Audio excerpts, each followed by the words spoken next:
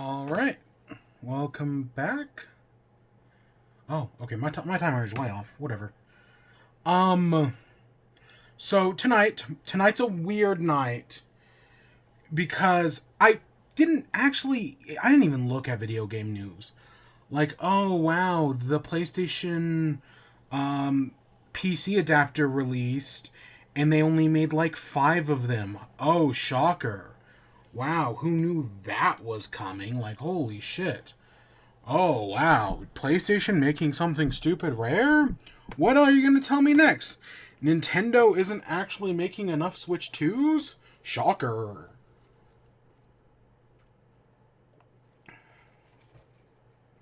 But all jokes and japes aside, um... so tonight is D23. So D23, big Disney entertainment showcase. And right, they're doing a big panel, Marvel, Star Wars, Pixar, Disney, all of that. It's technically been going for like an hour already, like an hour and a half. So that's nothing new. But we're going to kind of see what's been going on. I'm going to catch us up. We're on Discussing Film, best Twitter for this kind of stuff. So we'll be going up there, looking through what they've posted, and then afterwards, we're gonna check out the Gravity Falls thing. The okay, I can't see it here, but there's a Gravity Falls website. We're gonna mess around with that for a few minutes. I don't actually know if right. It's an ARG. We'll figure it out. Right, but people will over the coming days. I'm not tonight. But I want to just check out a few things. Kind of, it's important to like preserve this moment in history or whatever. So we'll be doing that. Afterwards, we are jumping into The Legend of Zelda, because I have some updates on that. Hint, hint, wink, wink about what might have happened there. And I just want to kind of go through the whole timeline, talk about it. And then, yeah. And then maybe we'll do WIBE. I'll be honest, I have no plans. Like, I don't even know what to talk about after that. Because, yeah, we might just, like, mesh around in Zelda for a little bit, just kind of walk around. Maybe go try to find the Light Dragon. But, yeah, no, I don't even know if I have anything to talk about.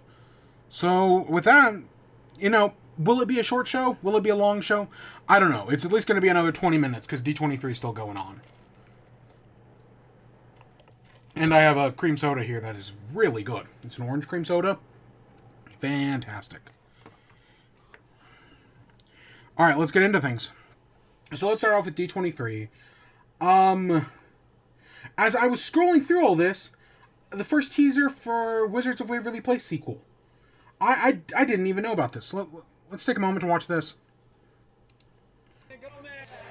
Alright, hopefully you can hear that. I completely missed this.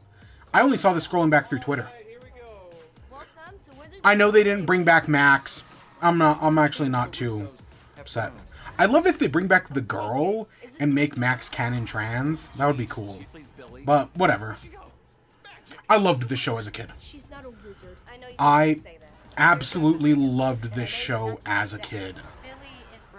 And so, yeah, hopefully this will be fun.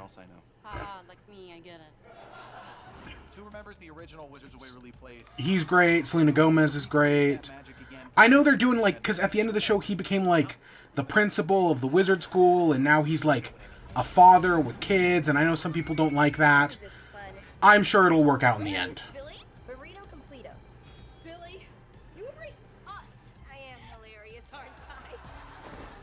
And it's not even, like, it's just, like, I feel like they're catching the vibe. Like, they've captured the vibe of the show, and I like that.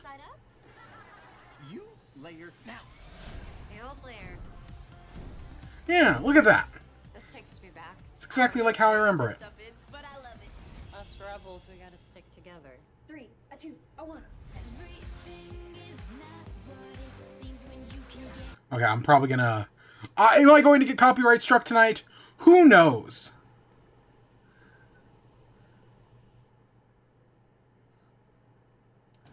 Yeah.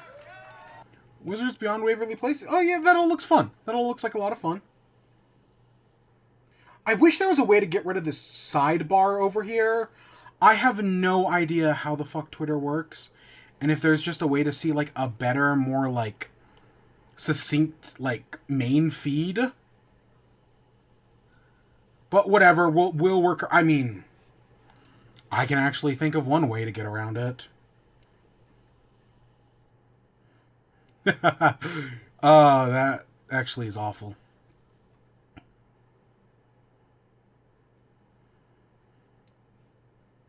Yeah, no, that I'm not. Either okay, whatever. This sucks. Whatever, I'll work around it.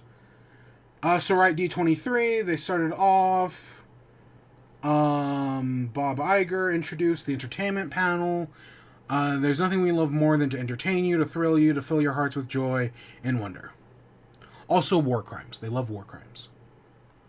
Moana 2 includes Moana taking up the role as chief leader. Now has a younger sister. We did get a trailer here. I guess we'll take a look. You wanted to come this time. I love the original Moana. I think it's a great movie. It's a lot of fun. You know, I love the music's good. So yeah, I like it. And I totally think this is gonna... I know movies aren't exactly doing well right now, except for Inside Out 2, which made like $1 bajillion, and Deadpool, which is also making $1 bajillion. I could see this movie also making $1 bajillion. Okay, Deadpool hasn't, but it's getting close. We did talk about Deadpool last week, right? I hope we did. Call from the ancestors. Hidden in a terrible storm, it's an ancient island. Setting foot on its sands would break the curse, bring our people together again. I know what I have to do. Moe, I could really use your help. I don't know. I am a little worried about this because I know this was originally like a Disney Plus TV show, and that ended up like falling through. So they were like, let's cut our losses and make a movie. So we'll see how it actually turns out. What if you don't come back? I'll be back. I promise. Oh, Grandma's back. Do I hear people? Those aren't people. Cock 'em.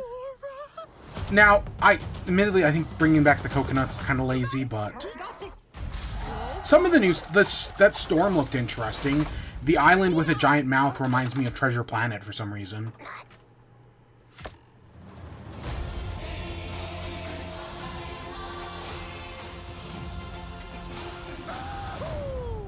Yeah, I mean, it looks fine. There is reason to be concerned. Dwayne The Johnson will star in a Monster Jam. James Cameron comes out to talk about Avatar. Avatar 3 has more emotional stakes than ever before. He has that there will be a new culture, biomes, and setting in Pandora never seen before. It's not what you'd expect, but it's what you want. I was one of those people. I did not give a right. I saw the original Avatar on a broken TV. I want to say I watched a version of it that, you don't exactly get through the normal means. And maybe I went and saw it in theaters later. But the version I had didn't have the color... It was either red or yellow. I want to say it didn't have the color red because of how it was, like, acquired. And as a result, it was a very weird viewing experience the first time. But it was in theaters for like a year, so I think I saw it in theaters later. The second, right, but there's one of those famous things where it's like Avatar has left no cultural impact, right? For as much money as the movies have made, which they've made a lot, they have left no cultural impact. And the number one way you can tell is by the amount of fan fiction written about Avatar. Nobody writes fan fiction about James Cameron's Avatar. And nobody draws fan art of James Cameron's Avatar. That's how you can tell it has no cultural impact. Like, I saw some, and this is like a proven test, like I saw someone use that the other day to be like, you can tell Raid Shadow Legends has had no cultural impact because nobody draws fan art of it and nobody has made fan fiction of it. Like, they looked on fanfiction.net and there were like 5 total.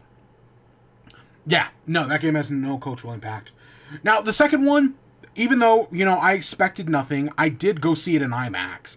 Because, you know, these movies are made to be seen in IMAX.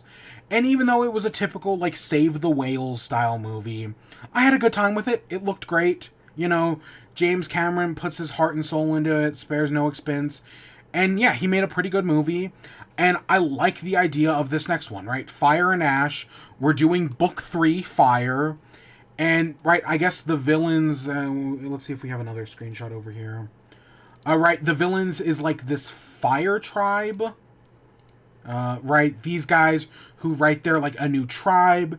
The villains are going to be Na'vi. So it's like, instead of having like humans be the villains, it's going to be, you know, somebody else. Does Avatar have loads of problems? Of course it does. It still is a white savior narrative and all that. But it's got... But I see potential here.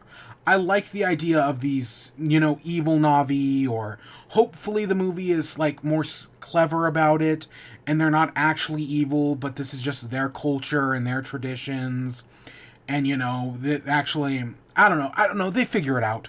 I think you can find a way to figure it out.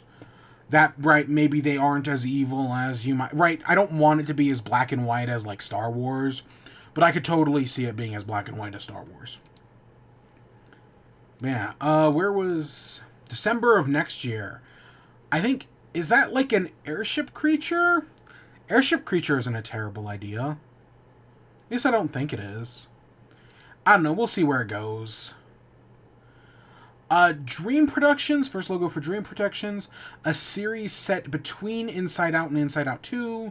The series followed Dream Productions, the movie studio inside Riley's mind that makes up her dreams. I have no expectations for it. I don't know. I like Inside Out, but I have no expectations for this whatsoever. Pixar's first long-form series, Win or Lose, will be released on December 6th on Disney+. So, right, it's about a group of baseball kids doing baseball kid things. Love the art style, man. It's very Pixar, but it looks nice. I saw another picture where, like, one of the kids was, like, a knight. Like, they were dressed in, like, knight armor. Probably on one of the other... Probably DB Brandon's account. And I think that's a fun idea.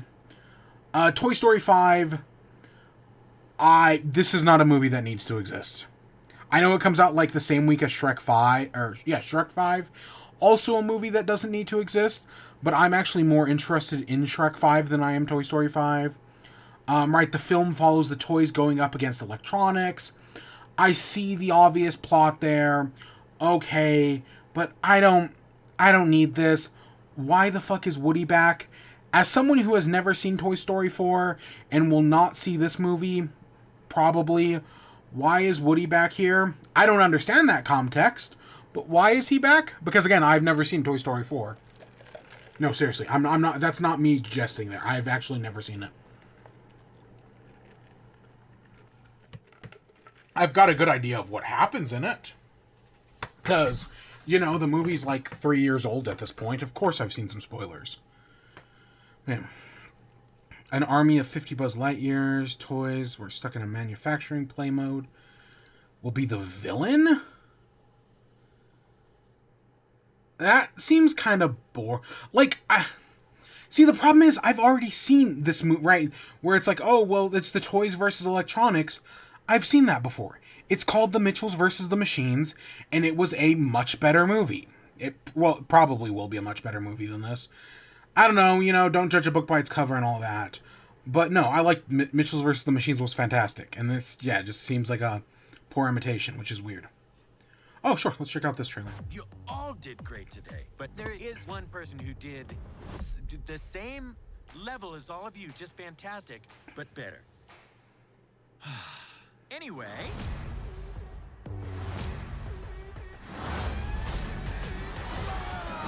Yeah, I like the animation, right? It's Pixar at its Pixarest.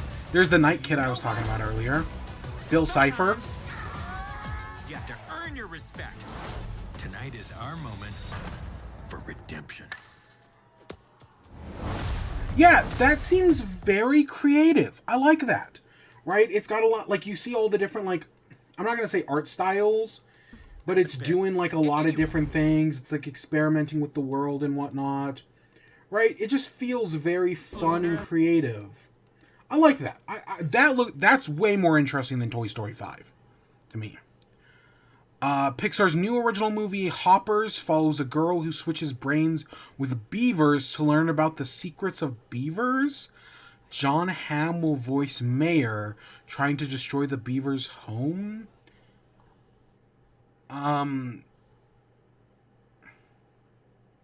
I don't care about that. Did we get some images of... Oh, yeah, here we go. Story follows a girl who transfers her mind into a beavers to infiltrate the animal kingdom.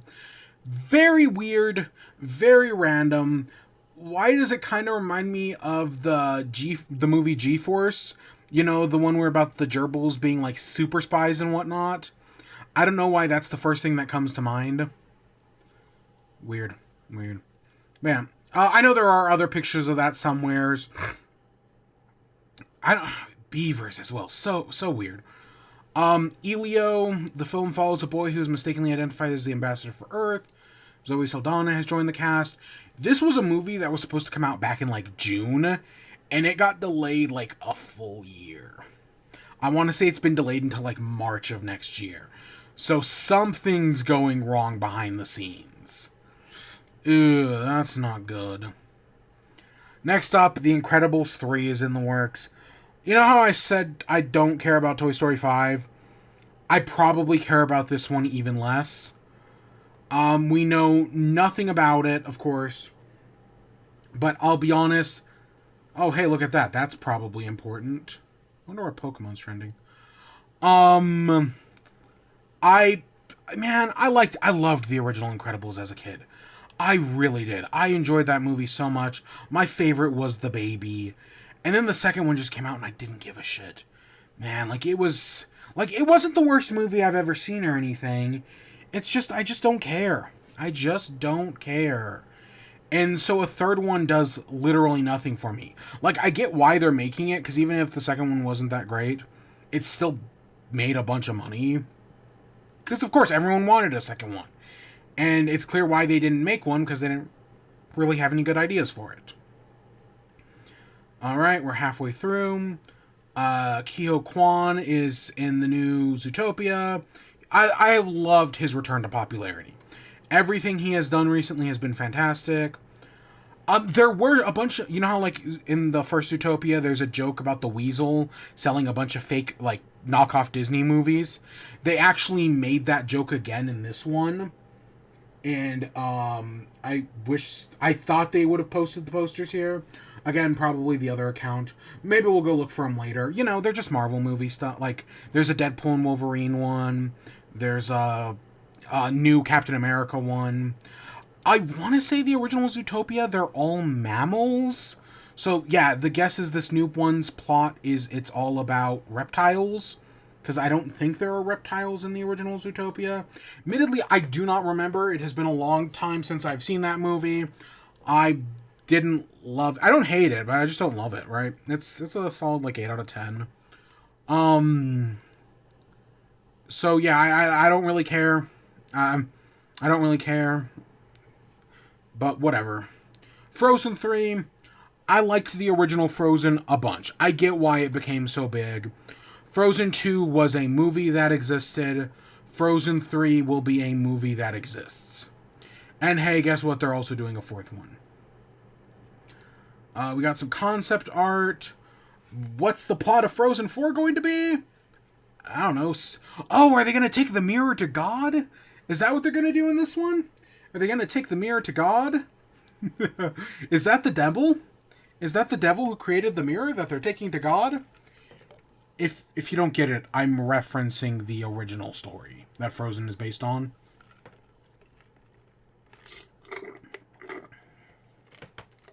Yeah, the story Frozen is based on starts with the devil creating a mirror that shows the worst of people, or it shows people's true hearts or something like that. And people see it, it corrupts them, and they decide, like, oh, let's show it to God. So they build, like, a Stairway to Heaven South Park style, and right before they get to heaven, it, God, like, strikes them down and smites them. And the mirror gets destroyed. Yeah, more Avatar stuff. A stage musical adaptation of The Greatest Showman's in the works. Of course it is. I didn't even know that was a Disney movie. I guess I just completely forgotten. Of course, my mother loves this movie. I don't know, some of it's okay. First trailer for Skeleton Crew. Let's check this out. I have not watched the Star Wars thing since Episode 9. Set the course of your entire future. Let's get the angry face out. Yeah, I have not seen any Star Wars since Episode 9. I haven't watched The Mandalorian since Season 1. I haven't watched Ahsoka. I haven't watched Andor. Is this the kids show? I know they're making a Star Wars kids show. Is that this?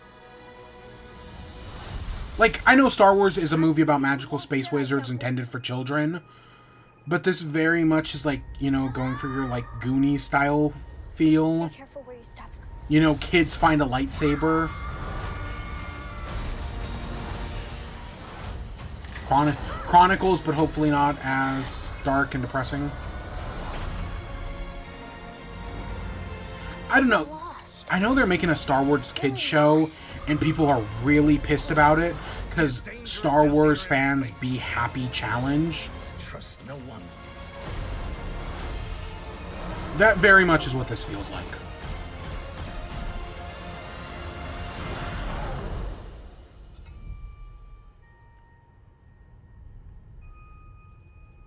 Is this the Episode 9 we were promised? I say that as a jest. I genuinely have no... It looks... The fact that they're all kids... Oh no, it's the scene from the end of Thor: Love and Thunder. Oh shit. Honestly, if I was a kid and I was watching a movie about a bunch of kids who found a lightsaber, learned about Star Wars being real, that would be the coolest thing in the world. So I get the appeal there, right? There's something to that. As an adult, does it mean anything to me? No, not really. Does it have to mean anything to me? Also, not really. Diego Luna is now talking Andor Season 2. I have heard this is the best thing Star Wars has made in a long time. Maybe even the best thing Star Wars has ever made. If anything is going to get me to watch Star Wars again, right? I grew up with Star Wars. I loved Star Wars. I fucking hate Star Wars. Episode 9. I love The Last Jedi. I am a staunch Last Jedi defender. Episode 9 ruined Star Wars for me. But the one thing that might get me to come back is Andor. I've heard nothing but fantastic things about it. So, okay, the fact that it's getting a Season 2 is a good idea. Oh, shit. Oh, okay, we just got fucking split ahead a bit. You know, we're updating. Oh, hey, Forrest Whitaker. Oh, that's... okay. Skeleton Crew. The first teaser for The Mandalorian Grogu reveals the return of Razor Crest. Isn't that the guy from the second Guardians of the Galaxy movie? Again, was he... I only saw the first season of The Mandalorian. I don't even really remember it that well. I know people love The Mandalorian. At least some people did. It wasn't for me. It wasn't for me. Alright. Zeb. Yeah, whatever. And boom, it's an actual theatrical movie. Wow.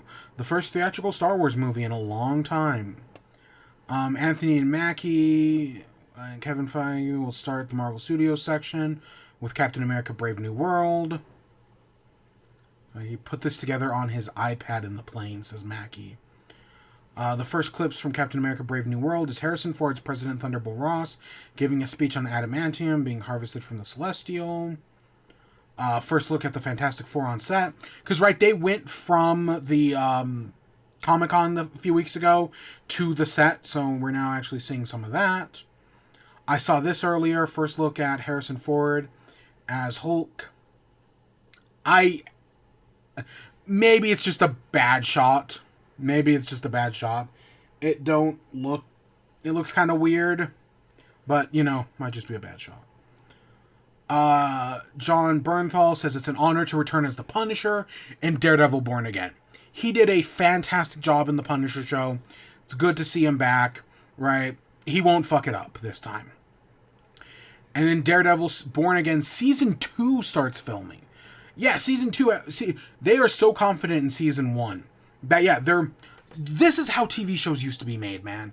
You would get a show, you would order 2 seasons of it, and then while the first season is like in the first season's in post-production and releasing, you were doing the second season. So that's good to hear. Right, that sadly doesn't happen that much anymore, but that used to be a big deal. Oops. I guess we'll just keep an eye out. There's supposedly the show's either near the end or close to the end, so we'll just have to kind of wait and see.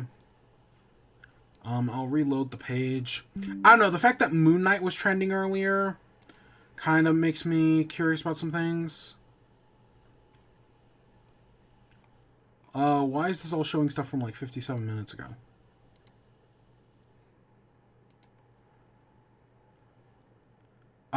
Kamala Khan's father will appear in Daredevil Born Again.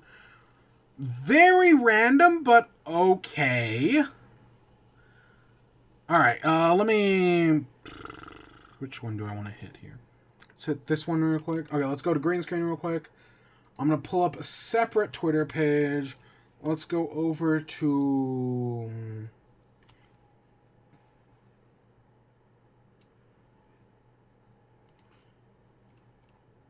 Give me a second, I just...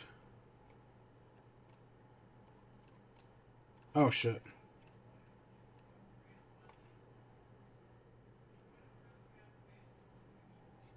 Alright. That's just a curious thread. Give me 1 second. I think it was DB Brandon. Maybe it was BD Brandon.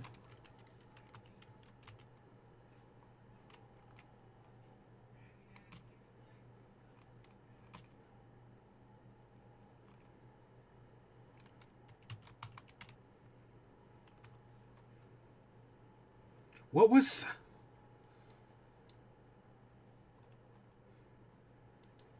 Is it...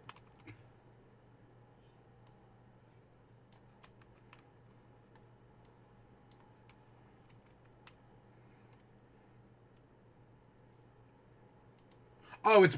I have it backwards. Of course I do. It's Brandon Davis BD. Okay, so I had it backwards. Yes, Daredevil Born Again. Starts soon. Honored to return as the Punisher. Oh, Ironheart? We missed that in the other feed. Ironheart's there. We can't wait for audiences to learn more about her journey. I don't hate Riri Williams. I know her comic is flawed. And yeah, it is. I have read it. Because again, I read a lot of Champion stuff that I didn't want to. But, no, I think there is potential for an Ironheart show. It's been a long time since Black Panther came out. But, you know, it's fine, whatever. Again, I don't want everything to be rushed. No release date, it looks like. Just for first steps.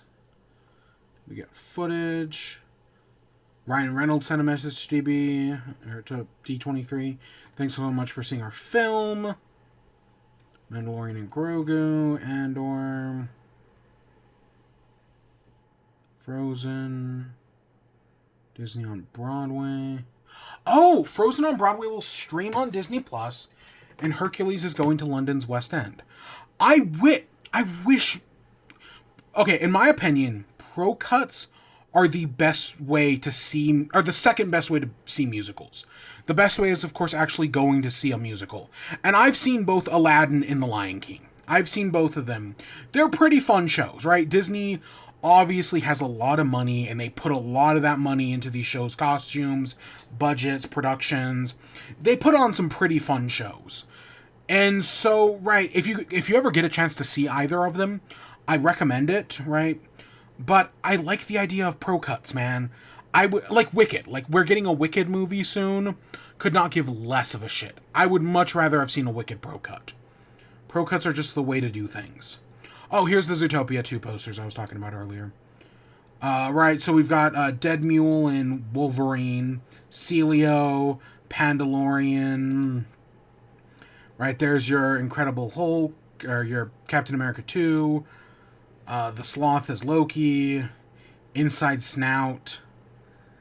Such bad jokes. Mufasa's already a stupid fucking lion. Oh, God. Whatever. Skeleton Shroom. I don't know which... Whatever.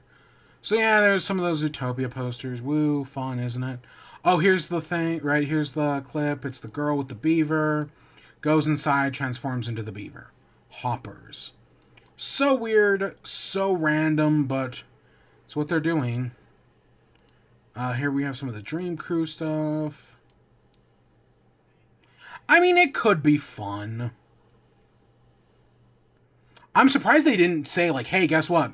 We're Inside Out 3 is going into production.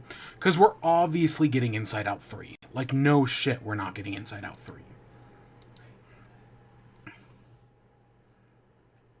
Oh, we'll check out that here in a second.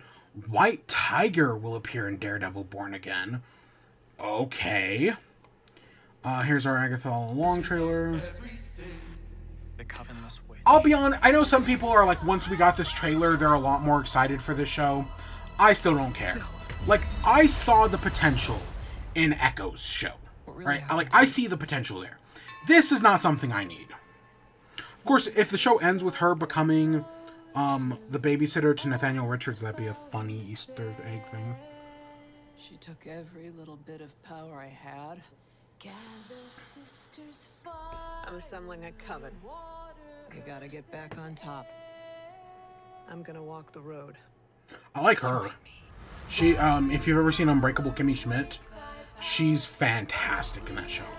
She's, can't remember the actress's name. She's the landlord. The road is a death. Yeah, she's so fucking good in that show.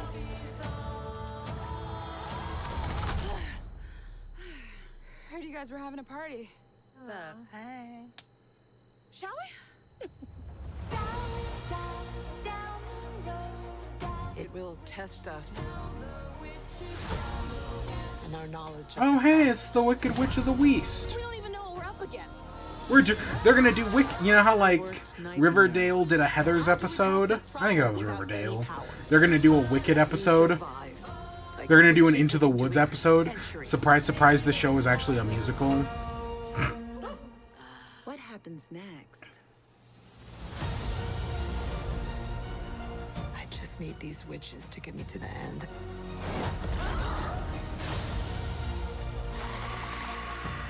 The bodies are really piling up.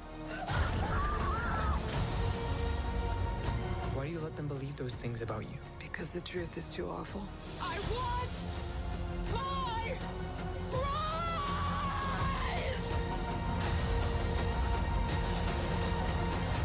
Time to finish. Oh, hey, are we actually gonna get a villain Mephisto this time? I doubt it.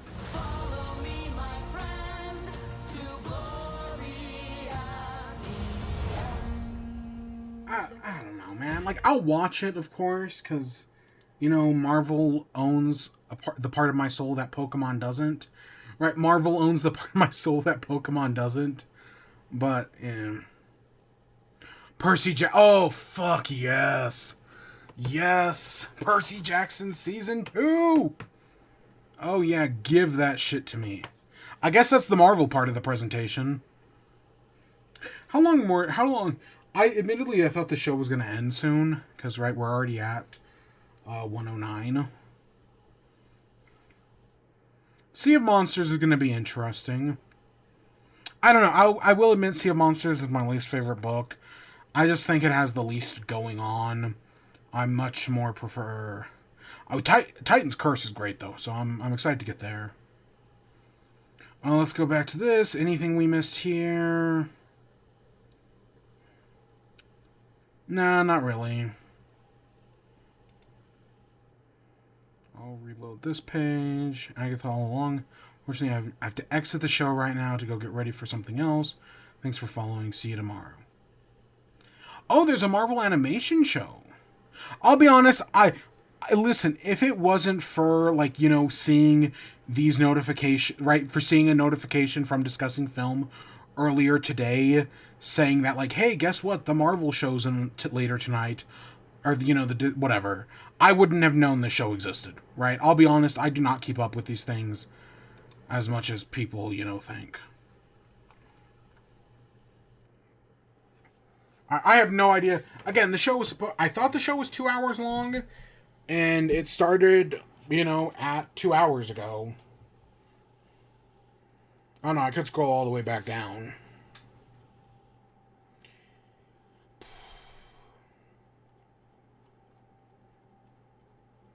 I don't know, man. There's a part of me that's like, you know, maybe I should get back into Star Wars. But when I do, I just never have to interact with a Star Wars fan ever again. Like, if I could get back my joy of Star Wars, but Star Wars fandom died, that would be a small price to pay. Truly would be. Until his Pixar panel.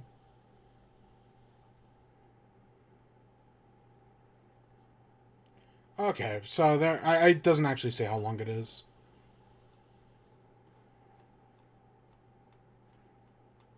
I don't think they opened with the, Wizards of Waverly Place. That kind of seems like completely unrelated to the rest of this. But interesting nevertheless.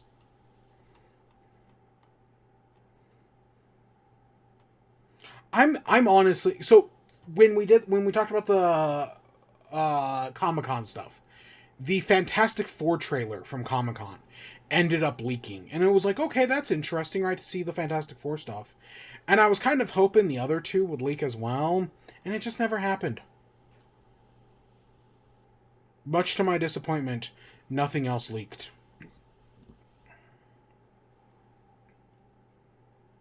Yeah. Alright. Let me check some other things.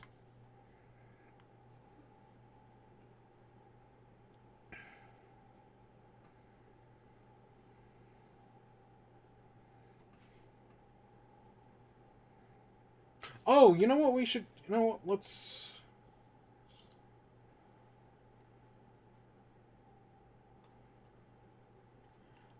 I don't get it, Twitter's.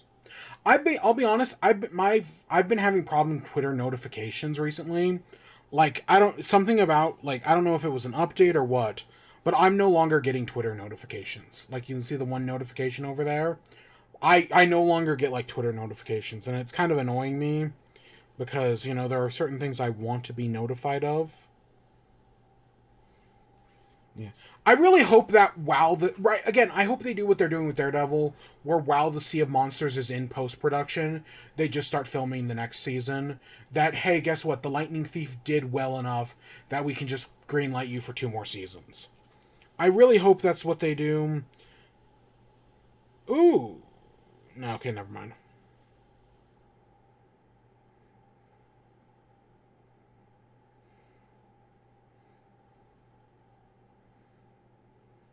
Oh, I guess the original cast of Daredevil showed up. So, like, right, of the original Netflix show. So it looks like, yeah, they're all back. That's good. That's good to hear. Again, you had something that worked with Netflix. I liked the Netflix show. Did it have problems? Of course it had problems. But I still enjoyed the Netflix show, so I'm glad to see more of it.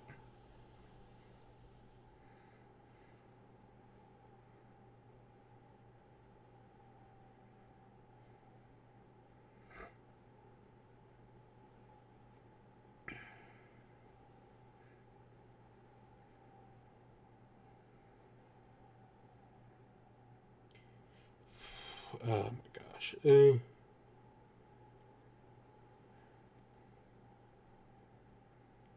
Oh, so I guess while we have this time, I guess there's an animation It's like I don't think it's a boycott. That's not the word I'm looking for. But they're doing like tomorrow is like a stand with animation thing because of basically animation is dying. All these big studios, right, Cartoon Network, Disney, are just screwing over animation. They're screwing over television animation. And I guess there's like a rally tomorrow or something along those lines. So that's, I hope it works out. I really do, because there's been so many good animated shows, so many talented people with great voices doing great work. And the fact that, David Zaslav, like Warner Brothers had one of its worst financial years, and David Zaslav still makes like $50 million just because, he exists. Muse will be the villain? I mean, if he looks like that in the show... Ooh, I'll be honest, I have no idea who this character is. But if it's what they're doing...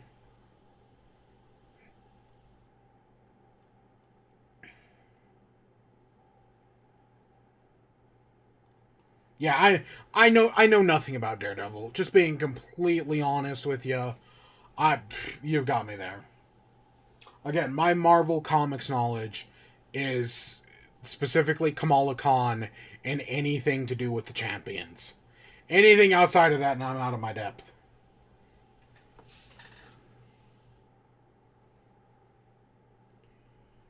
So what else should we do while we're waiting around?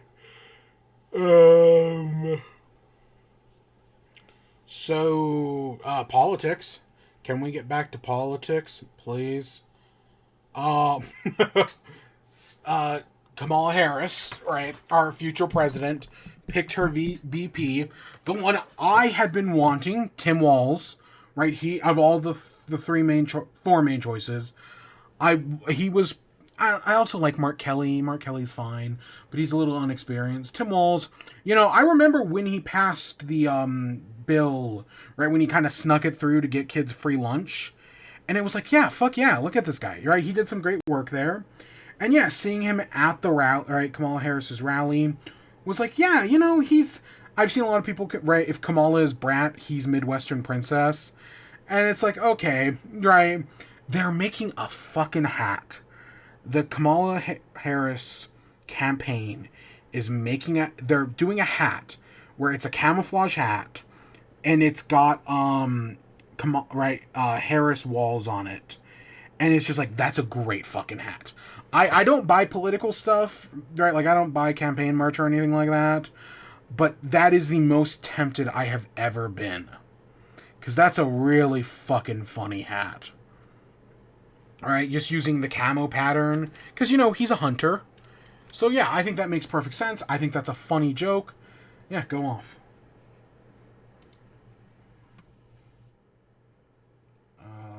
That's an hour old.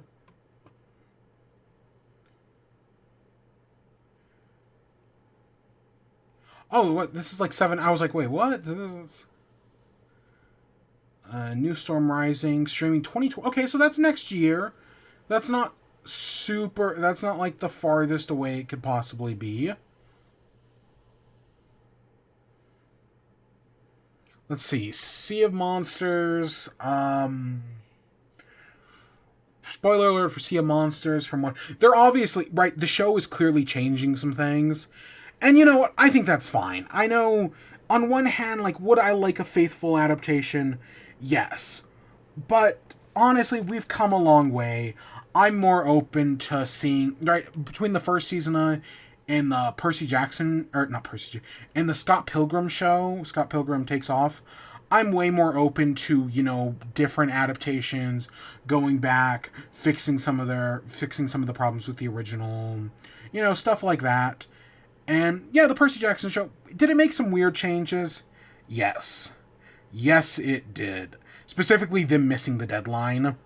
Like, that's the one change where I'm like, I don't know how to feel about this. But I'm betting, but if they're setting up that Poseidon now owes Zeus something, I'm sure that's going to come back in this one. Right, if we're heading out to the Sea of Monsters. But we'll just have to wait and see. I know we did get our actor who's voicing Tyson or who's playing Tyson. I do not remember the actor's name, but that should be interesting. You know, Tyson, I hope, you know, again, it's one of those things where I hope they take their time with the CGI to get the one eye right. All right, we're going to see more Clarice this season. Grover's in it a lot less, but that's, yeah.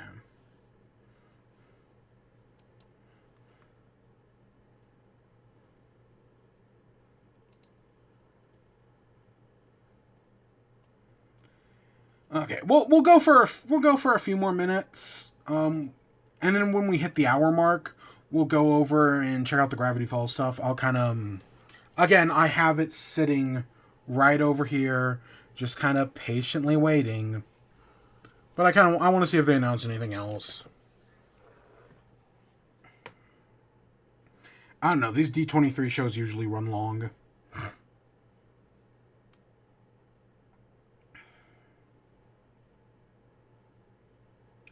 Oh, shit. The Daredevil trailer might have leaked.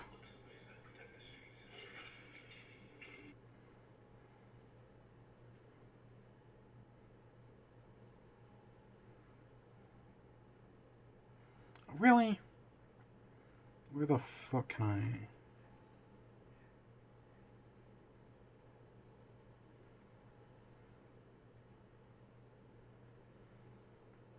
Okay, I'm not going to show it, obviously, because I don't want to worry about that. But just know the trailer did get leaked. Seems interesting.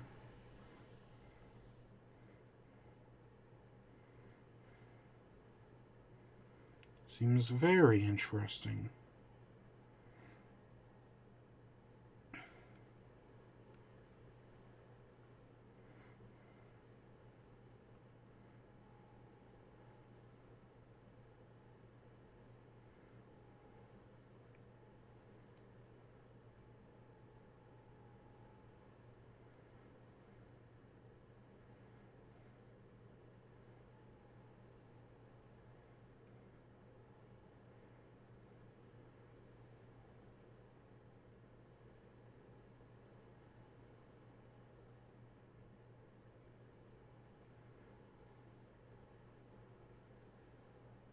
Okay.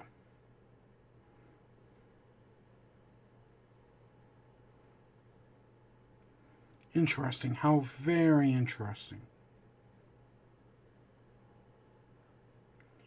Anything else get leaked? You knew it was going to leak eventually. It was just a matter of time. Yeah, I'm not going to show it for safety. Like, you know, most other things can get copyrighted, whatever. But that's something I'm not going to risk.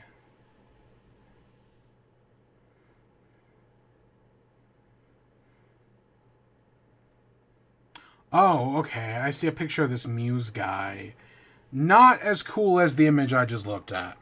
Right? It kind of looks more like a mask with like, right? You can kind of see like the black ink running, like spray paint. Not as cool. That's the art style they're speaking.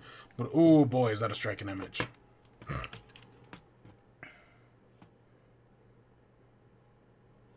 Credit to the artist.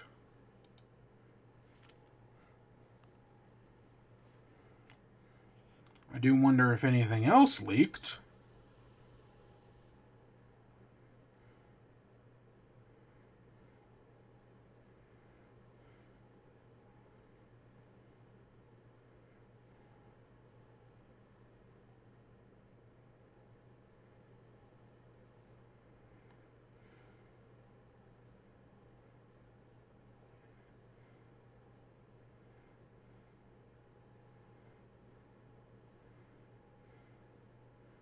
All right, we'll go just a few more minutes, basically until the hour, and then I'll call it there.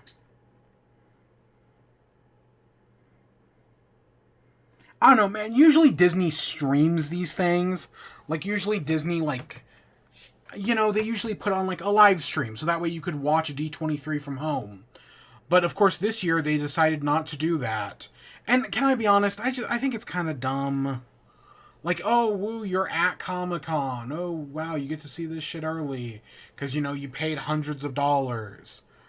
Like, a lot, again, not everything leaks, obviously, but a lot of this stuff does. You might as well just let people see it.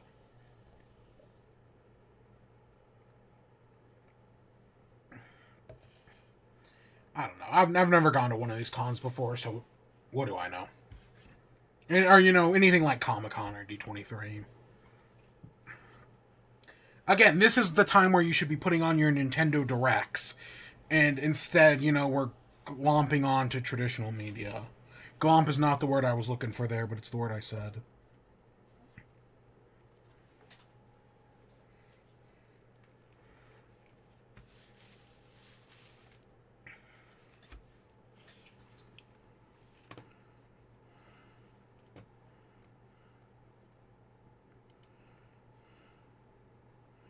No Moon Knight Season 2. No She-Hulk, doesn't surprise me. No Shang-Chi 2, which we're pretty sure is happening. I want to say Moon Knight Season 2 filming got leaked a while back.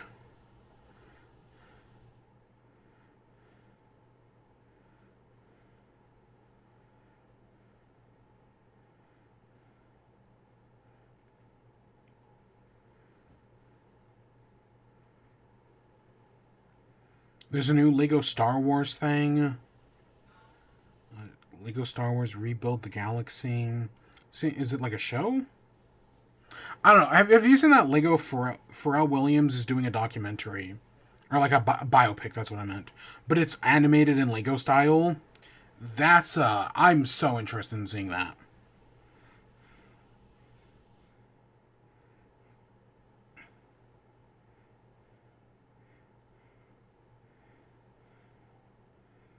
Let's see, what else is trending?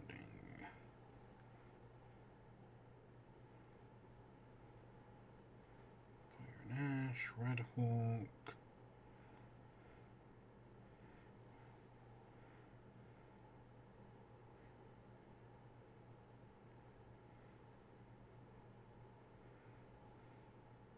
Okay, seeing a leaked bit, like, of them showing the Red Hulk, of him, like, giving a press conference and the Red Hulk just, like, rising up, that it looks a little better. Right, actually being able to see, like, the face and whatnot, and not from, like, a terrible angle. Yeah, you know, it's what I expect. I say terrible angle.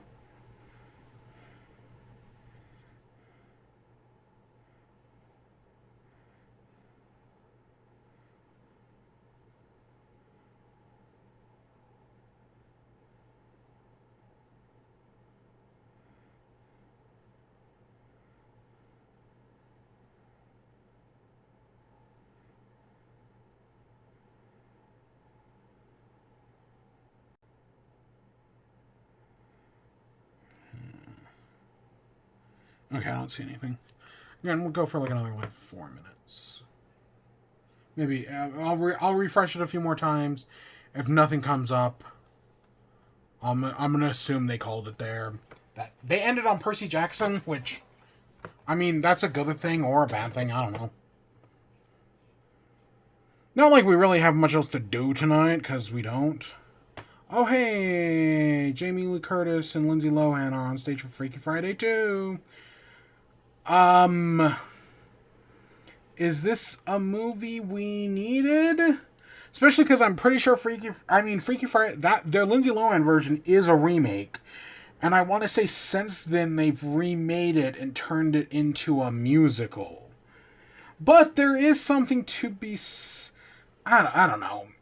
I feel like the kid becoming an adult is more interesting than, right, an adult with theoretically children becoming, you know, the grandparent. Maybe if it's these two and then, right, Lindsay Lohan's daughter and, right, it's the three of them, that could be more interesting, I guess. Who knows? I honestly didn't even know they were making a Freaky Friday 2. Freakier Friday, oh shit. Yeah, I'll be honest, I didn't even know they were making this. Maybe I didn't, I just forgot. It means nothing to me. Alright, I'm going to go for another minute, and then we'll move over. So I think my chair is breaking. My stupid little chair is breaking. 2 of the wheels have fallen. It was originally 1 of the wheels. Now it's 2 of the wheels have fallen off. And there's a part of me that kind of wishes all of them would just fall off. And I would just be, like, dragging the thing around. You know, like it's one of those, like, metal chairs that you have at, like, schools. Right? Because at least that would be easier to move around. Right now with 3 wheels, it's just kind of, like, really weird. Yeah. And I hate it.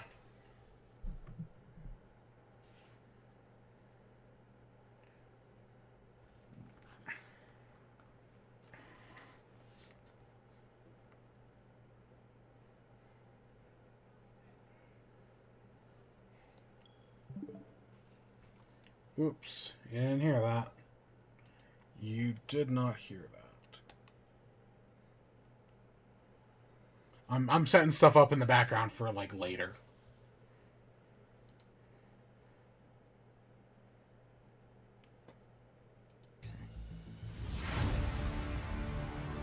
Come on. I am a demigod. Monsters come at me. I'm assuming this is just the previous trailer. Yeah, this is all footage from the movie. So did the gods. Last year, I had to stop a war.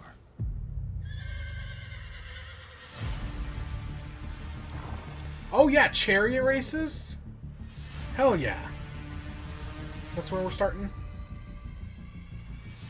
But that is just the beginning. Okay, it's not much, but I'll take it.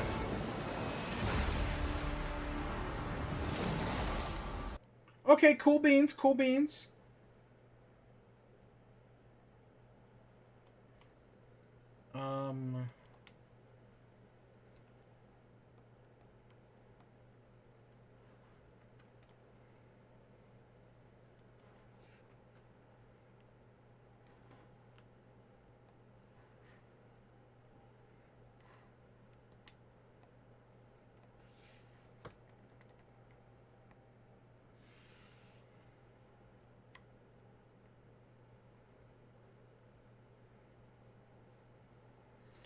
Alright, I'll refresh like one more time.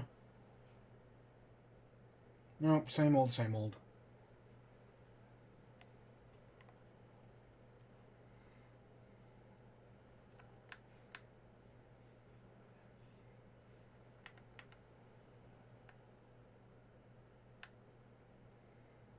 Alright.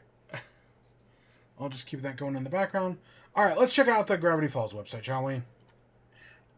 So to get here, you have to go to thisisnotawebsite.com.com. So yeah, you go to thisisnotawebsite.com.com, spelled out exactly like that. This is a reference to a thing that happened in the 90s, another ARG. Because if you go to thisisnotawebsite.com, like if you cut out this part, it takes you to an ARG that happened years ago. That has nothing to do with anything we're talking about here. So yeah, don't really worry about it. But hey, that's a thing, right? So this is the website. So if you click on the page, it takes us in here. There are a bunch of different things we can click around on, that we can see, that we can read, and that's before we even get into typing stuff. So let's start off here, right? I'm not going to do any voices. No, you kind of...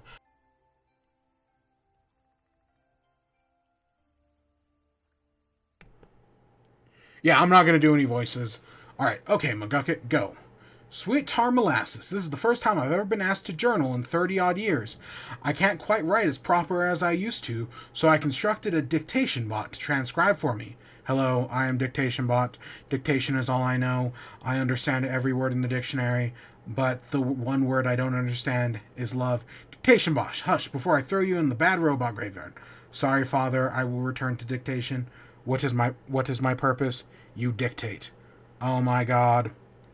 Any which way, my grandpappy used to say you can't call a goose with a hog whistle, which means you shouldn't expect a swindler to change his tune. I never met the Triangle Danny, or whoever they call him, but I saw him one time. At least I think I did. He's more or less Lucifer incarnate, if I do say so myself, and you scrummage up an old recorder from the yard sale with a proper advice on the subject. Hoo-wee.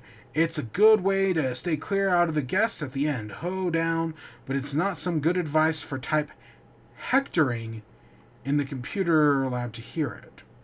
Okay, I'll have to remember that one. Hectoring. The computer lab down to hear it. Anyhow, if you ever need a damp burlap sack full of miscellaneous springs, or if you want to hear how to create cold fusion, you know who to call. Me and Tater are going to go back, catch up on some fishing. Caught us a whopper the other day. Fiddleford, Hadron McGucket. P.S. I think I had a shirt that looked like the triangle feller in college. Better find it so I can burn it proper. Good night, Sally. So yeah, that's our starting one. We can click on the knife handle here, and we get the cipher Tinkon. 'Twas once believed that the ghosts and demons were invisible to man, but with a crank-operated quadromonocle cipher form, once visible only fortune-tellers and very few rare species of shrimps shall at last be revealed. See cipher before he sees you. Powered by optical syrup made from ground-up bees' eyes, let the power of the bumblebee's eyes work for you. For added effectiveness, we advise charging the cipher phone by staring directly into all sources of light, the sun, the Bill Hunter's Almanac. Every fact we unearthed about the find is collected herein for only 1 halfpenny a volume. We have even collected some jokes. Example, knock knock, whom calls? The eradication of Bill Cipher. That is whom. Joke complete. Oh, so it's German humor. I want to say this is a reference, this is in, like, there's a page very similar to this in the Book of Bill. I don't know, I don't have my copy with me right now. I lent it to somebody else. Semantics. Let's see, we can click on the tooth here. Lucky for you, get out a death-free card. Print out this card and swallow it for 1 free resurrection. Only for use in participating realities. Must renounce all other gods. Void without subtracting independence.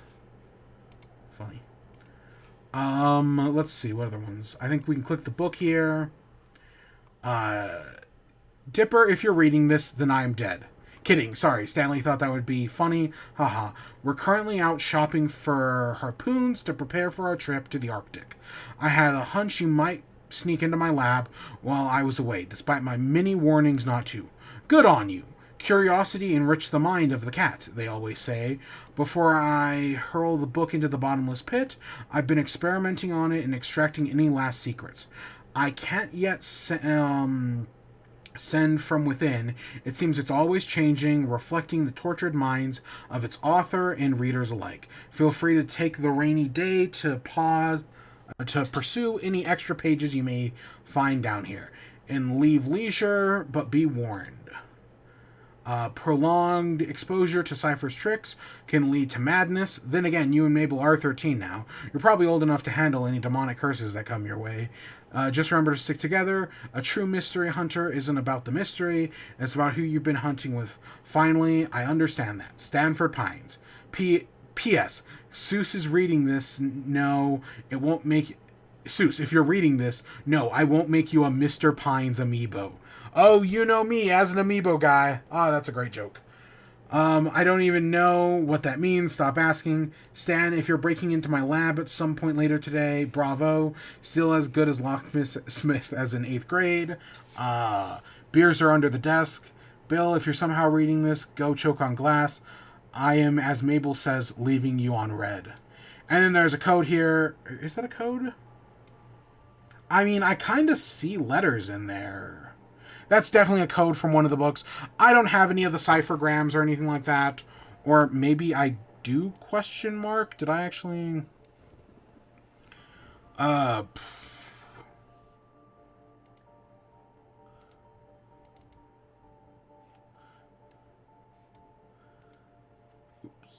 Oops.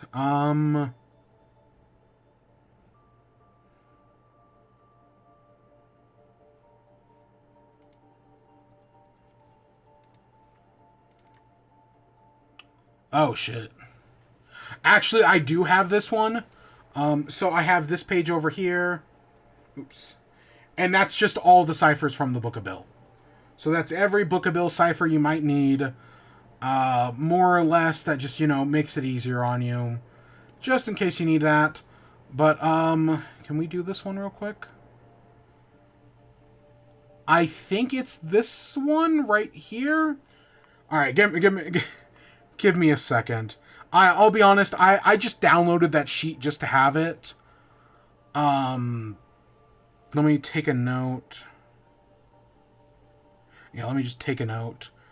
Alright, I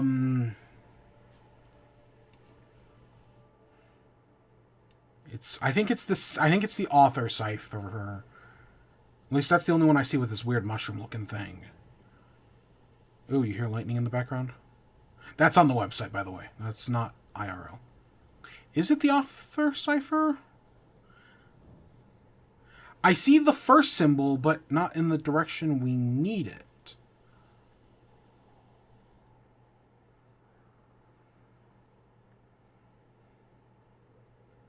Huh. Curious and curiouser.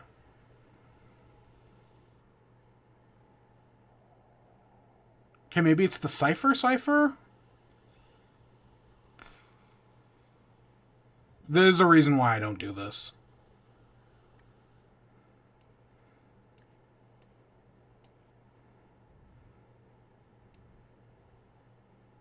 Where?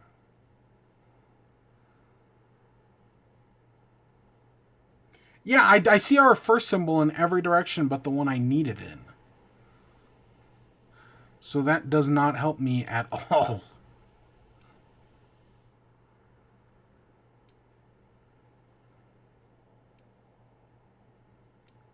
There it is. Unless the thing is written backwards, which I... might be? It might be mirrored?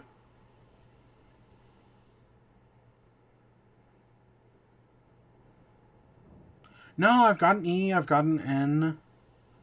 So the Z... Got it.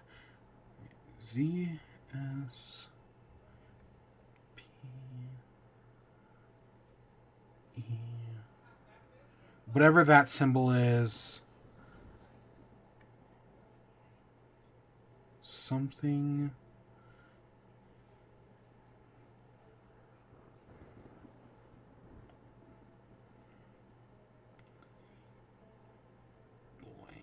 This is the one cipher we're doing today. I'm not fucking with any of the others.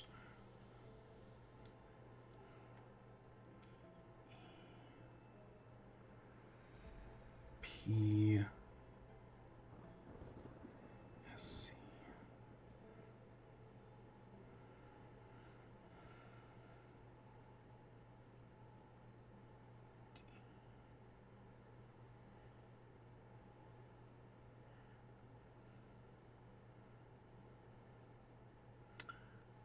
Yeah, you know what? Fuck it. I'm not even gonna try. Clearly I'm using the wrong one here. What I'm doing makes no sense. Like, what I'm writing makes no sense here. It could be an acronym. We'll get to it later. Alright, let's fuck off with this one. Boom. There we go. Back to this one. Alright, what other stuff do we have to click on? We clicked on the tooth. We clicked on the book. We can click on the eyeball here. And it's this weird thing, failed portal attempt 47, Atlantis. I should have known better than to try to advance construction with a species that didn't have opposable thumbs. The finterdorsmentational portal was as hard to use as it was to say out loud. No wonder these tuna net-bound squeaky toys didn't become the dominant species. Learn to operate a hammer, then we'll talk. Any other ones in here? I don't see any others. So we can start off, right, you can type names. Like, I think if you type Stanford, we'll get this, right? So this is case report, Stanford, Philbrick, Pines, Birth date 6/16/19 Schmoblevendy. Age 18, brown eyes. Diagnosis ambidextrous. Sensory polydactyl. Wow. Report Stanford performed extremely well on cognitive IQ, and other tests we couldn't think of. We even tried giving him a placebo, and he tasted it, chuckled, spat it out, and said, "Oh, please." Then he amazed the team by playing Flight of the Bumblebees on the piano in our lobby. Honestly, I can't call this a disability. This is a hyper ability. He did finger puppet depictions of the sinking of the Titanic, and everyone was spellbound. He might be looking at the next evolution in the human species. If I could kidnap him and bring him to our secret cloning lab. Whoops, I've said too much. And then he's a finger donor. That's interesting. Secret cloning lab. Huh. Alright, we can look. I think it's... Is it... I can't remember. I think it's Stanley? Oh, that takes us to eBay for brass knuckles. There we go. Back here. Alright, let's try Dipper. Pine Tree, I'm so glad you found this message. Written in the book are secrets only you can comprehend. Written in solar paneled ink. To train your eyes to see the ink, simply stare directly at the sun for 13 hours. No blinking. It's the only way, Dipper. If you start to smell your eyes burning, that means it's working. Alright, we can try Mabel. It popped up a little sticker. Stickers! Boom. Lab now fully Mabelized. Alright, we can do Windy. What's up, Cursed Book? I've got a totally legit way to ward off evil triangles, and I wrote it in the bottom right corner of this book. It's totally worth it, I promise. Stay cool, dork. Windy. So in the Book of Bill, for those who haven't looked at it, there's basically like a bunch of different, like, you see like Dipper and Mabel and Ford's reactions to reading the book. Maybe even Grunkle Stan's, but two of the people who you don't see reactions to are Seuss and Windy. So that's kind of, I'm assuming that's why they're here on this website. Because if we go to Seuss next. Sup, dudes? Or as I call myself, Mr. Mystery. Or dude, Seuss here, or as I call myself, Mr. Mystery. But I call myself Seuss too, because that's still my name, dude. Okay, so first, the Goss. Tad Strange is totally crushing on Woodpecker Guy. I ship it, dude. I ship it hard. Anyways, Mabel wanted me to write about the Triangle Guy. Dog, homie is bad news. Never trust a bro who can climb inside your brain. And his book is sus. And to be quite frank, mid. I looked inside and just saw glitches and the word uncorruptible. What's that supposed to mean? At least holding the book made me look kinda smart, so 1 out of 5 stars, I guess. Anyways, Mabel told me to keep it brief. Which is no problem for me. I love brevity. I can't get enough of it. Being succinct, like super easy for me some reason. I guess it's like a gift. Don't get me started on the Pythoness, let alone, oh dang, like I'm running out of paper. Well, that's what tape's for. Solved. What are we talking about? Oh yeah, my life as a chef, proprietor, tour guide, chief proprietor, tour guide, scam manager, as Mr. Pine's phrase, of the Mystery Shack. Running the place is actually a dream come true. To stop from pinching myself, I asked Old Man McGucket to invent a pitch bot, but he got in the loose and went on a pinching spree and had to be put down. Wild times. What's the shack like without Pines? Well, I'm a lot less got a lot more laser tag. And Questiony is back. More questionable than ever. Turns out all he needed was pants. Every day I get to regale the children with yarns of enchantment and lore, and Melody set up this dope train that goes through the woods carrying baby goats. We're doing like so good, knock on wood, but we're always saying jinx after talking, and like anticipating each other's emotional needs. Might be some little Seuslets on the way. Wink. Oh, he's getting little Seuslets. I know, I've seen it was definitely a fan comic that had him and, right, Melody have a kid. And it's like, you know, it's just one of those like cute, like what would happen type of things. So that's very nice. Mr. Pines is going to be away at sea for a while, but he promised not to send any postcards, which meant a lot to me, dude. Dude is a real one. Anyway, I gotta go get some lotion for my cheeks. Abuelita and Melody have been pinching me at the same time a lot, and it's starting to become a problem. Look what I got my deal over here. Sheesh, stay cool, and if you're ever in Oregon, stop by the Mystery Shack to see the local world record holder of World's Happiest Dude, me, Seuss, Mr. Mystery Ramirez. Don't tell Ford that I got pudding in his cursed book. Unless he likes pudding, then tell him to click here. Or to lick here. I still try to click here. P.S. Did you know you can turn any spoon into a spork with a simple adjustment? I'll show you how anytime, dude. P.P.S. If you see Bill, cover your head in tinfoil and bring some ninja stars. And a bat in case you ever acquire him pet, or in case you see a piñata. Okay, there's a few things I want to... just based on that. It's literally a Bill Cipher piñata. That's cute. God damn it, why?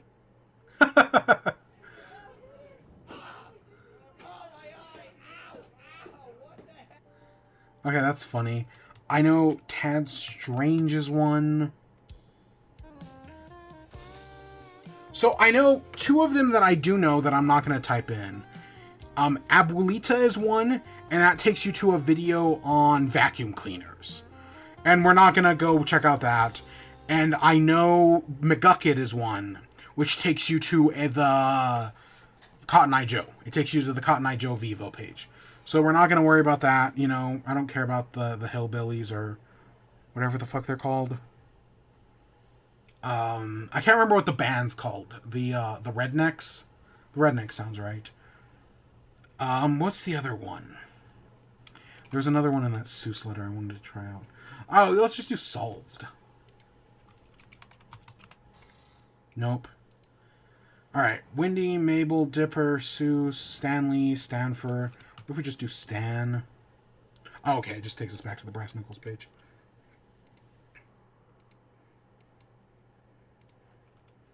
What if we just do Ford?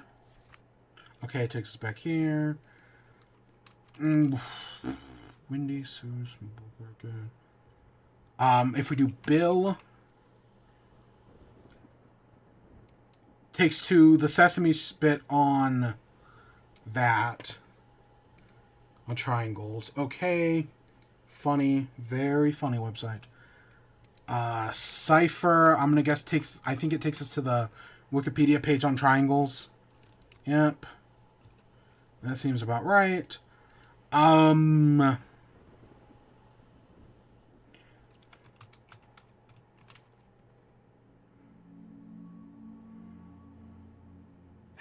Internet. This time, you're on your own. Good luck. That is so cool. The fact, right? Matt Pat retired. And I've seen people since this whole, because okay, so this website specifically that we're looking at comes after like 2 weeks of there being a different website with a countdown, and then when the countdown ended, it was like website broken, and then earlier today it was like, hey, the website's fixed, and then there was another countdown, and now the countdown's led to this website.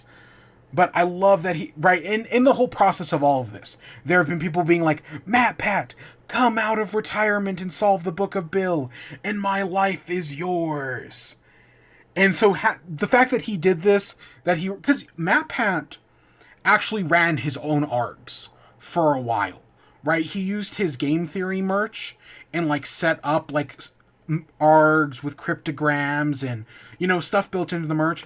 Actually, it's actually really cool. Like, so, it's one of those things where it's like, I want someone to like make like a 2-hour long YouTube video explaining everything. It's like Perplexity, right? Like, I want that Perplexity documentary that I know we're never going to get. Let's try Mason, Dipper's real name. Grunkle Ford taught me how to do anagrams, and I'm starting to go crazy. Seeing them everywhere, maybe it means something, but maybe means nothing. Or maybe it means nothing, but maybe means nothing means something. Dipper. Can you figure out who these anagrams are? Nerds past info, I steal pennies, Goulds declare feelings, stern net worth POS, so fierce alpaca within. No fucking idea. I'm not Again, if I had more time, maybe another day, but nah. Impressive, the boy's better at these than I ever was. Perhaps it's time I share with him my cryptogram. Okay, let's try Codex. Alright, what were some other ones? There's a whole bunch of them, right? I've been seeing people be like, hey, you can do this one for something funny. You can do this one for something funny. I actually don't know how many of them I actually have. Alright, let's see. What other ones do I have?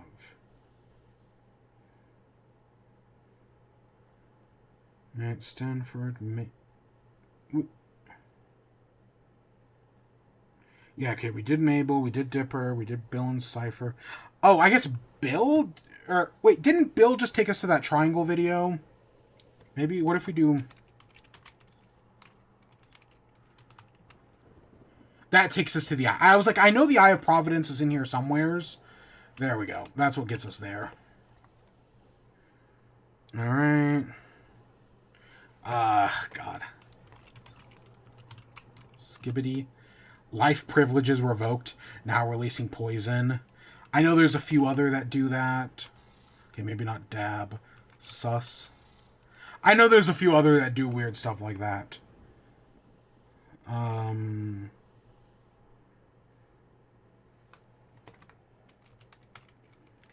Hectoring.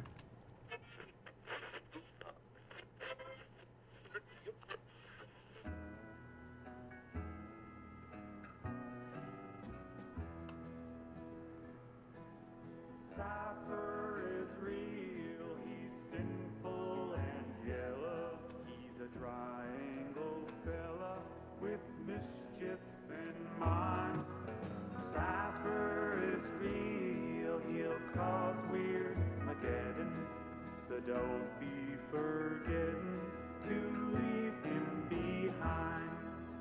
Folks, I attended a church service just last Sunday, and the preacher, who was a little old man with a great big heart, raised his hand aloft to the sky and asked, "Is there anyone here in this congregation, get out your pew, stand up, who can testify as to the wickedry of the triangle false idol Bill Cipher? Anyone here, anyone in the audience?" Sure enough, a little old lady, shawl wrapped around her shoulders, pearl necklace jingling off her withered neck, raised her hand and she commenced to speak. She said, "Ladies and gentlemen, I was once a law-abiding citizen like you. I sold cigarettes down at the trade station to the sailors coming to and fro across this great land. But one day, I was lying in bed, and sure enough, there he was, Bill Cipher himself. He said, 'Doris,' my name was Dolores, but I did not correct him, so impressed was I. 'Doris,' said he, 'I'll get you a husband. Nay, I'll get you gold, silver, silks, and spices.' I have no idea what's going on. I'm not too happy to admit it, but I fell under his demonic spell. I began to drink fruit beer and listen to the jazz music. I'd dance late at night and steal teeth out of the mouths of animals, and the next thing you know, my whole body... There's a bunch of references in here. Tattoos. If you don't mind, I hope you're not too bashful. I'd like to show you." She took off her blouse, exposing herself for the good Lord and all of us to see. Sure enough, across her bosom was a demonic triangle, standing defiant against God and man with a pink t-shirt that said, "I'm a little different. Get used to it." And she fell to her knees and wept. Cipher is real, he's sinful and yellow, he's a triangle fella. I know they released a Gravity Falls record or something like that. I would not be surprised if that's on it. Come on, folks. Don't be forgetting to leave him behind. Pass the collection plate. I'm here every day, every Sunday. Alright, we have Euclidia. Dimension. So that's Bill Cipher's home dimension that he destroys. This better be Weird Al. Oh, fuck yeah. I just have a list of How did I words. get inside this computer? How do I get out of here? Bill! Bill! Let me out! Bill! So that's also, so on the back of the Book of Bill, there's like 2 book reviews. Like, you know, people like being like, oh yeah, this is why I love this book. One of them is Weird Al, and the other is Guillermo del Toro. So that's funny. Let's see. Sex. Not S&P approved. Wash your mouth out with soap. Blind. I seen the Blind Eye over there. Let's try that one. Here's a word chart. Oh, it just makes it more blurry. And there's no way to go back. Okay. Sia. We are watching. Oh, CIA. I was like, Sia. No, it's CIA. TJ Eckelberg. So when we showed off the website last week, right, the password to get in was TJ Eckelberg. So, of course, the joke has never mentioned that name again. Let's see. Axolotl. You ask a lot of questions. And then Theraprism. In case of, again, not going to worry about it. Do not use elevator. The Theraprism. Again, reference to the book.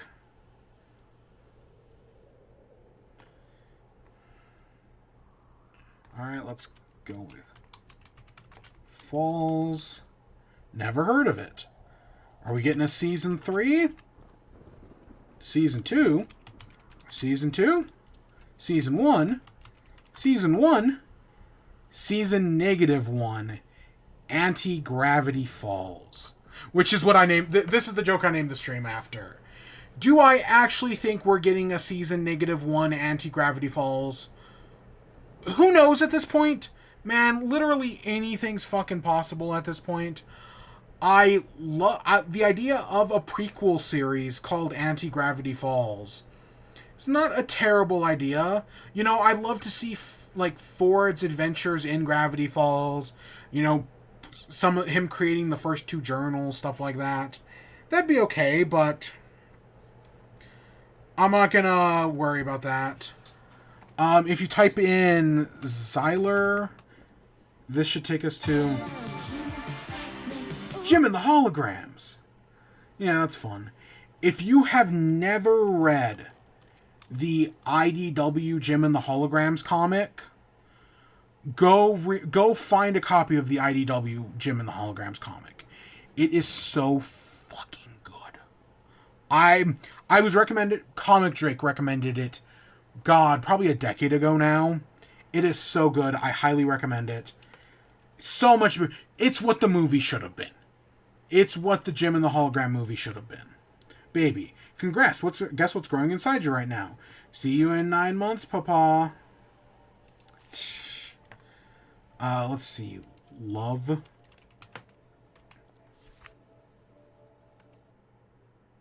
Chapter 1. If my father knew that I was not in fact tilling the field for wheats and grains, but was in fact tilling my heart for love, I had caught the singular eye of the triangular farm boy from our nemesis farm across the road. His name was William Barndore Musclepoppin, but I called him Bill. He was poor, despite speaking often of gold. Ha ha ha! Romancefina! Your eyes are like screaming black holes! He would compliment me often. Who was it who was making a romance book like this? But as you know, there are 3 sides to every story. Was it Jeff Ramsey? Were they making a fuckface romance book? Something like that.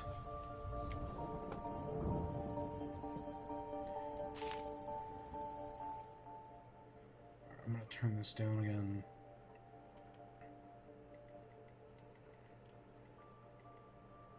That's a fun joke. Alright, let's see. What else do I got? Life. 72% complete. Now loading death. Death. Life's goth cousin. Alright. Valis Cineris?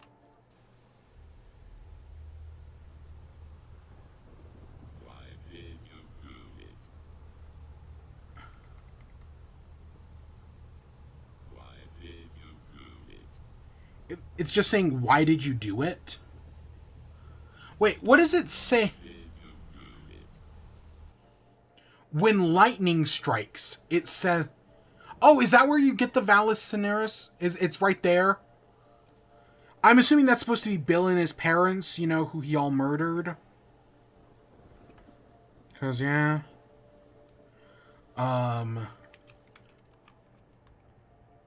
Divorce. Oh, yeah, Giffany. Okay. Yeah, that's a good one. I'll do that here in a second. Oh, Sadly's. Again, reference to the book. Also, the fact that it's divorce. Again, the Book of Bill kind of plays into the fact that Ford and Bill were in a, I don't know, kind of romantic relationship. Either it's a romantic relationship, or they're using the language of romance to talk about their relationship. And honestly, I don't care if there's a difference. Alright, Giffany, I like that. Giffany. Input deleted. AI antiviral activated. Warning, secondary firewall breached. Fatal warnings, systems under attack. Seuss, I still love you. We will be together.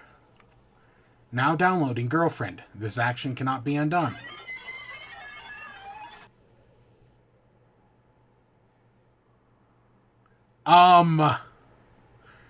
I'm scared.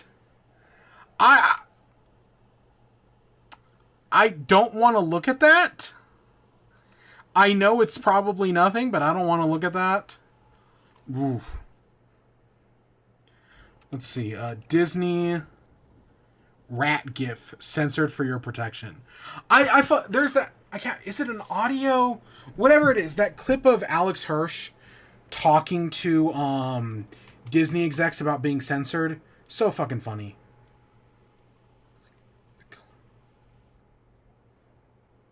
If you look up Alex, it just takes you to his flannel shirts. Alright, I've got so many pages open. Let me close a few of these. Alright, let's keep going. We looked at 6. Oh, I haven't even tried Journal. That's a good one. Journal. Journal 1. The Journal of Fun. Journal 2. The Journal for You. Journal 3. The Journal for Me. Journal 4. Doesn't exist. And then there's one in which it was like the name of the color Bill could see or whatever. And it gave that ability to Ford and he named it and the name works. I know exactly what you're talking about, but I don't remember what it is. Normally I would have like the actual copy of the Book of Bill here, but I actually lent it out to somebody else to read, so I don't actually have my copy right now. I don't know. I've got a bunch of other stuff.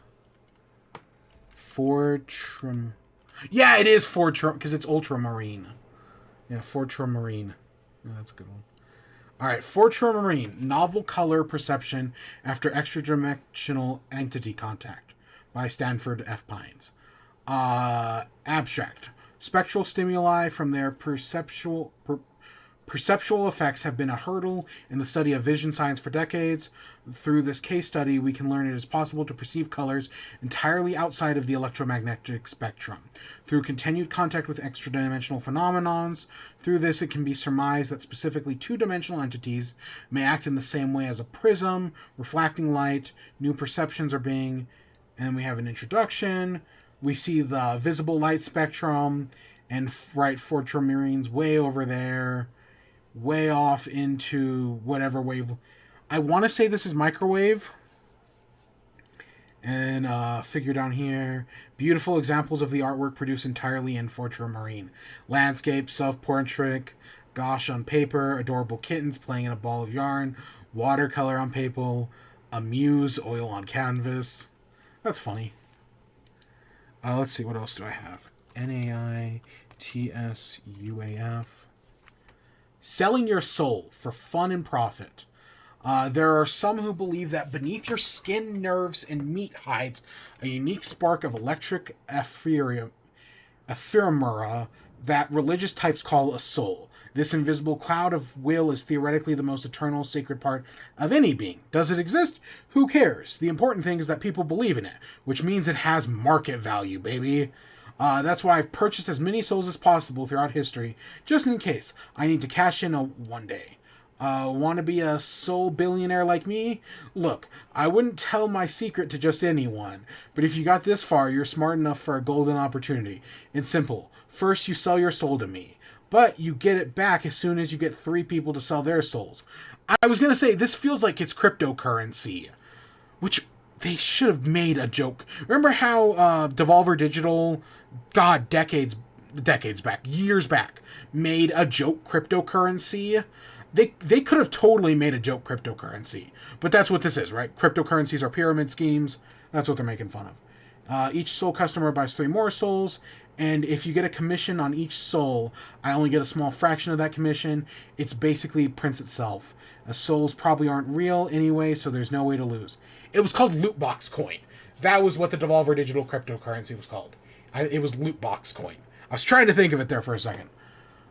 Trust me, you're going to love not having a soul. A soul's like a jet ski. Sounds cool in theory, but then it just gathers dust in the garage. That junk could be making you money, and all you have to do is sign on the dotted line. Pleasure doing business with you, pal, and may God have mercy on you, on your whole general vibe. Got any questions? Look, I'll let my lawyer, multi-level Mark, explain it. By reading this paragraph to completion, you are agreeing that Mr. Cipher is not liable for any distress, infinite purgatorial torment, profound regret, loss of joie de vivre, or vibe shift following the sale of your soul. Bill might be dead, but his team of lawyers cannot be killed. Praise be the legal system. Amen. And we got a soul contract here. This certificate that your name hereby grants ownership of their everlasting soul and perpetuity throughout all time, realities, and simulations to Bill Cipher's Soul Holdings, LLC. Signing this contract waives any farther rights to seeing your soul, visiting your soul searching, wearing a soul patch, or watching the movie Soul Plane. Your career, your arts is formally over, but your career working for network television standards and practices has only begun.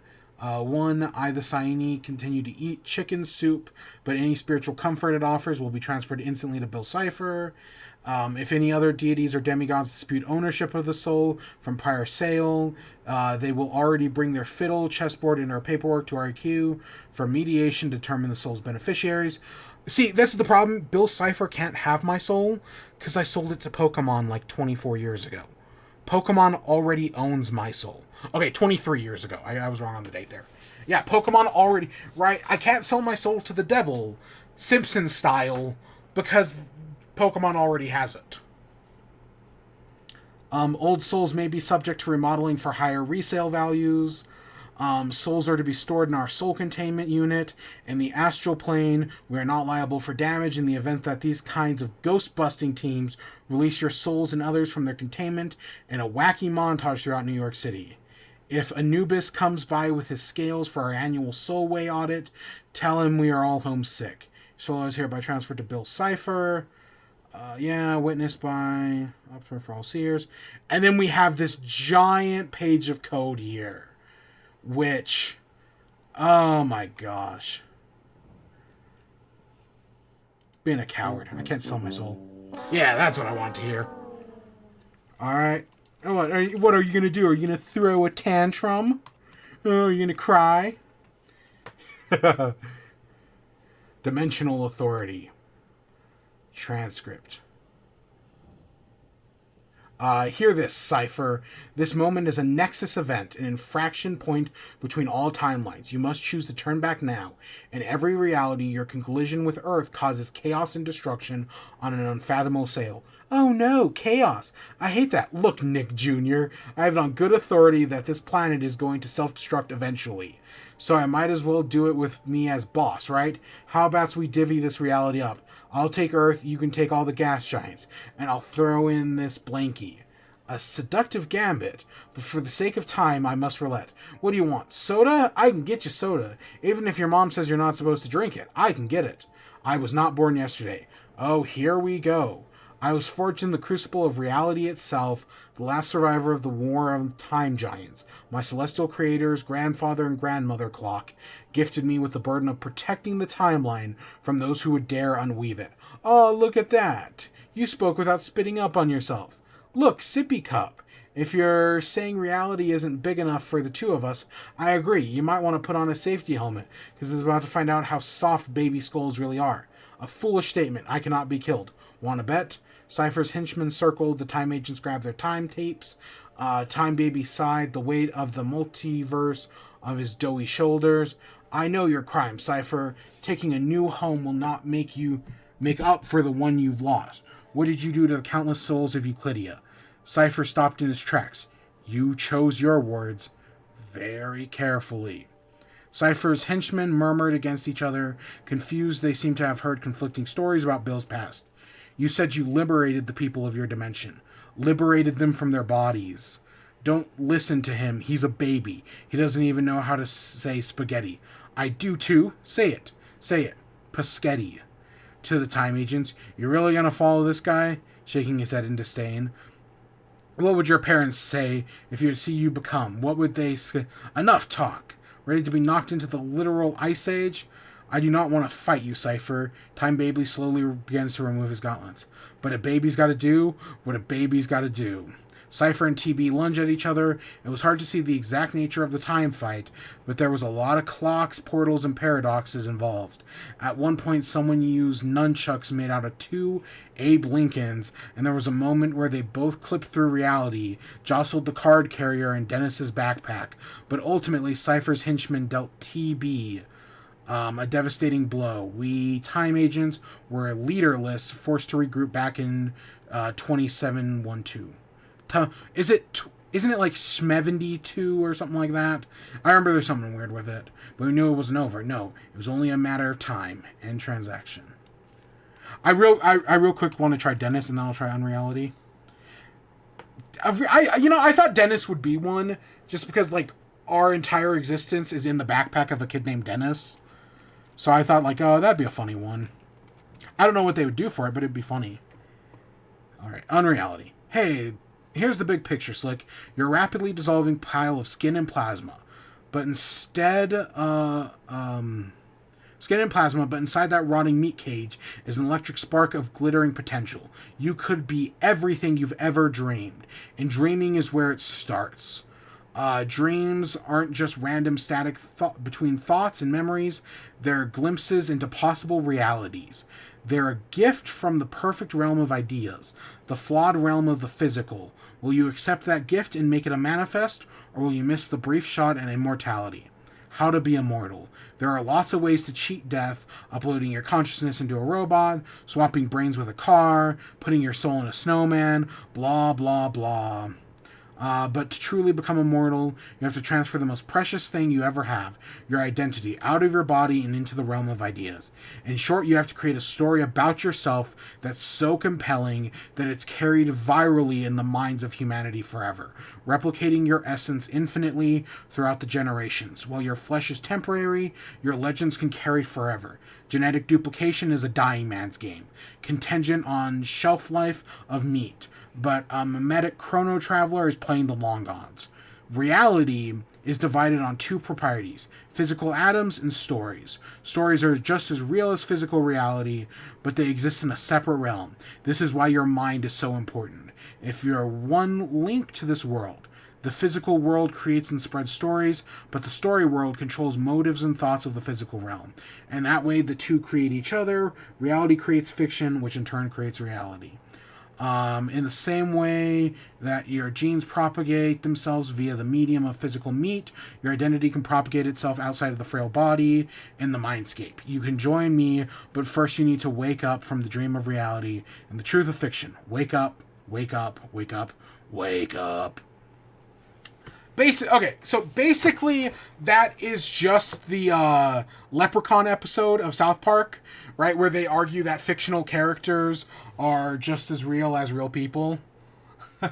Actually, this one paragraph is basically the message of the Book of Bill summed up into a single thing, right? A single page.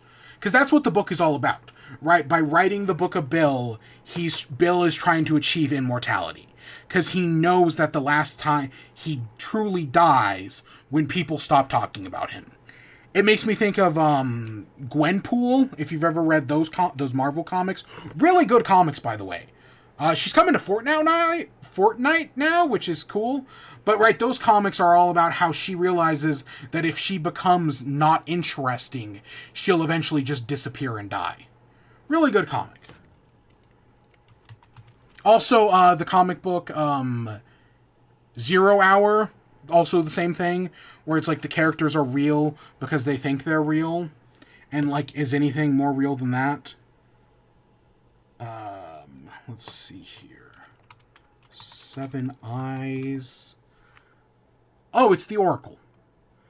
I'll be honest, that's the one page from the original Journal 3 that I need to read, is the Oracle one. Because it gets referenced in the Book of Bill, and I don't remember the original page at all. But that's clearly what it's talking about.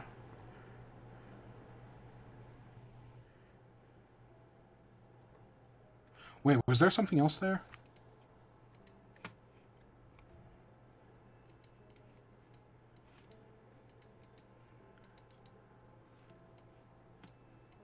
I see, like, it...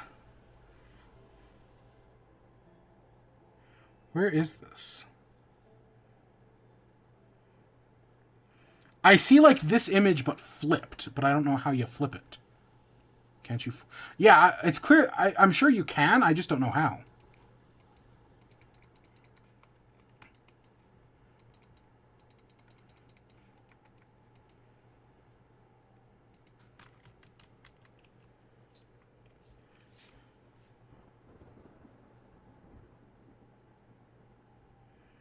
I have...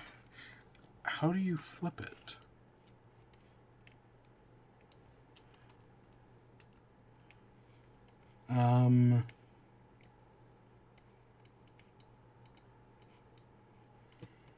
There is some way to flip it. I just don't know how. I read what it says on the back. Leave him. Escape the dimension. It's against the rules, but it's the only reality where you may be safe from him. Polaroid 32. And then there's another code at the bottom. Let's see. What else do I have? Rito.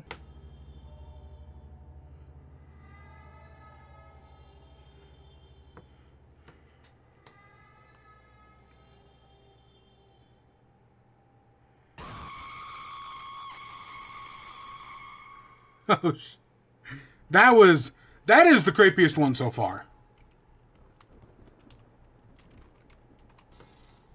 Wait, what did I spell? Oh, it's just...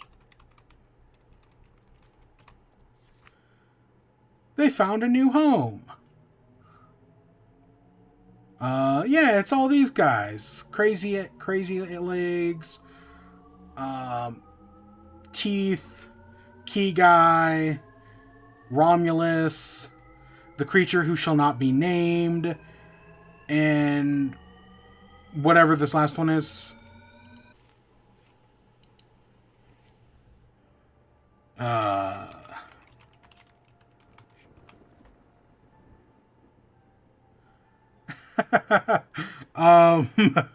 Okay, the Burger King Kids Club. I mean, sure.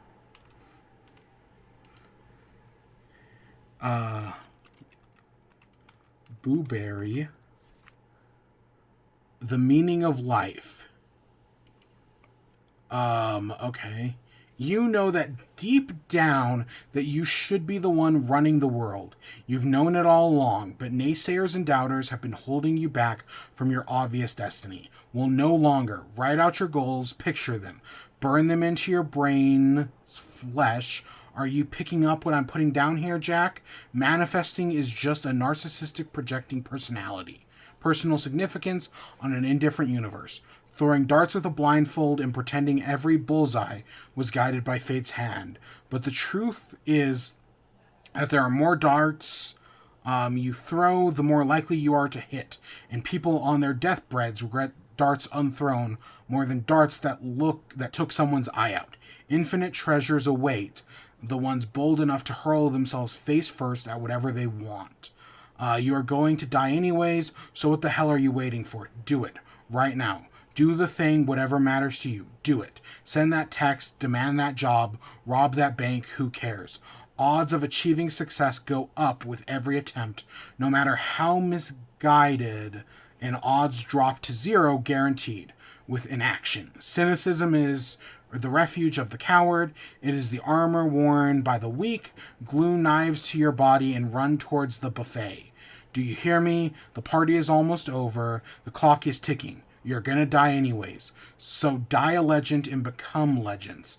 So die a legend. Become legends or stories, and stories never die. Become like me or become nothing at all. Rage, rage. Scream now or be forever silent. Go down swinging, defy entropy until your head falls off. Be something before you're nothing, and there's a chance you just might become everything. Bend reality towards your sick desires through sheer force of maniacal stubborn will. Or you can wait around for your life to tell you its meaning. Spoiler alert, you'll die waiting. Oh, so that's the ending poem from Minecraft. You know, the poem in the credits? It's basically got the same message. That is not what I expected from Boo Berry, if I'm being honest. Bill Cipher, Dream Demon, Choking Hazards, Please Tomorrow. Yeah, that is the common theme is basically the same theme as the book, right? That through fiction, through stories, you can achieve immortality. Right? That... How did I not try Waddles up until this point? Oh, it's pig adoption! Oh, that's really cute. Alright, we got a bunch of other things. Let's see, what else do we got? Cursed. It's rad. To resist all drawings of triangles. Kids, you may have heard a rumor going around at the schoolyard that there's a fresh new shape that's all the cool kids are drawing. Maybe you and your chums are even have plans to spray paint the rad shape on your local grain silo after church. Sounds like harmless fun, right? Wrong. The triangle is a symbol that promotes eternal servitude to the immortal Dark Lord of Nightmares, who our local police and PTA believe is named Bob Riddles or Billy Secrets or some such. If someone you know asks you to draw a triangle, just say no. Hi kids, this is Nancy Reagan. Please help make this country a safer place by not drawing any triangles. Anywhere. In my day, we drew sensible shapes like ovals and rhombuses, sometimes a parallelogram if we were feeling wild, but Bill Cipher, much like rap music and wearing your hat indoors, is a threat to the United States. You might think Bill is cool, but Bill promotes staying up late, eating candy, and throwing parties. Doesn't that sound so cool? Now does he? If you must draw something in your homework, please draw this Rockin' Nancy symbol that I just made up. Soon you'll be Mr. and Mrs. Popularity, Nancy Reagan. If you see someone drawing this symbol, be sure to report that friend to your local police so they can be sent to other countries, possibly Canada. God, Dare. So I grew up after the Dare times. Like I remember in ninth grade, a police officer coming in and being like, kids don't do drugs. But that's kind of it. Like, I didn't have Dare. Dare was before my time. But God, I've been thinking a lot about Australia this week because of the Olympics. And one of the things I think of is, right, there's a lot of talk about how, Australians are such losers. I mean, they lost a war to birds. And, I get that, right? Because Australia did lose a war to birds, and they did lose a war to rabbits. But to be fair, America lost a war to drugs. At least the birds can fight back. The drugs didn't have to do anything, and they won handedly. Of course, it helped that the CIA was on the side of the drugs, but that's just semantics. Alright, Cursed, Disco Girl.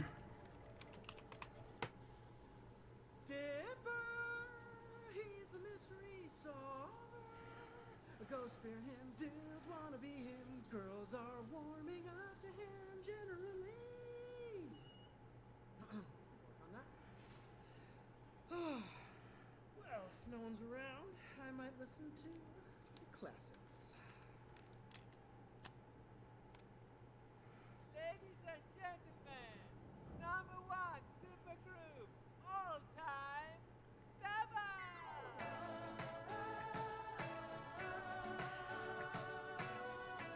I'm assuming we're going to have to, if it goes any longer.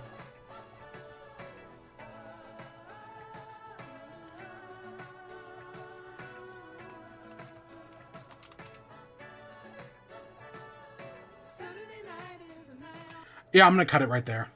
A copyright strike and whatnot.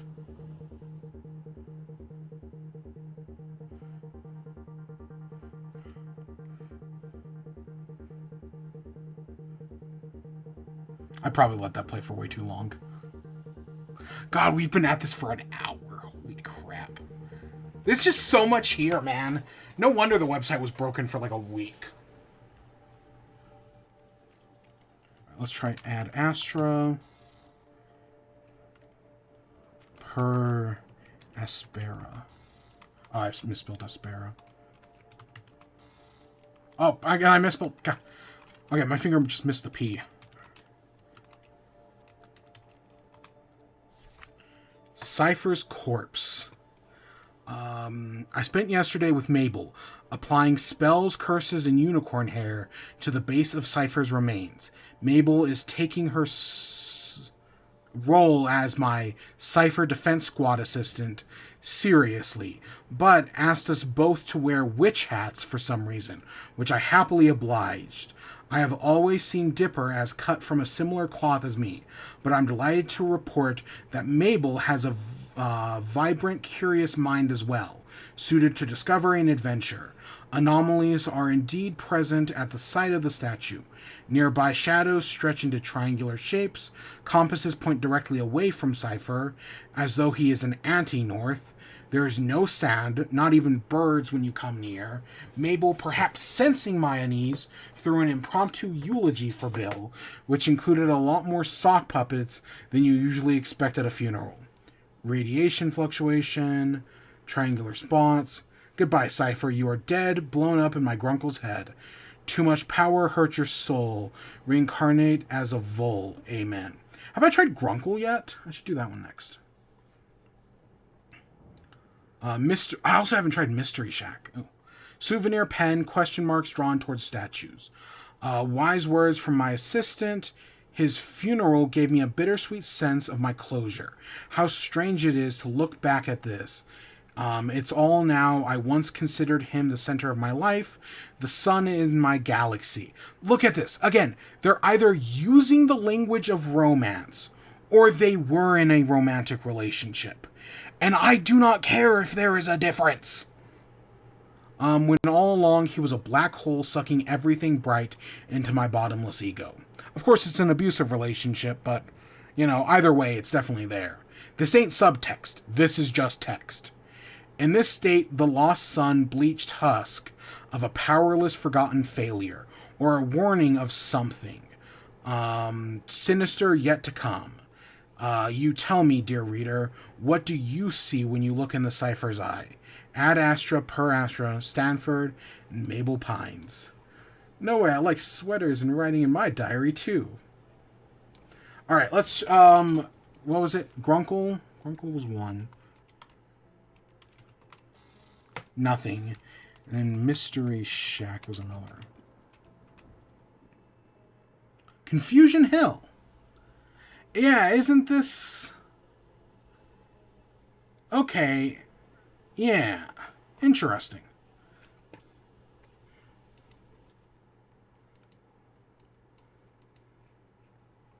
It's a fun one. Alright, we did Help Me. We didn't do Sorry.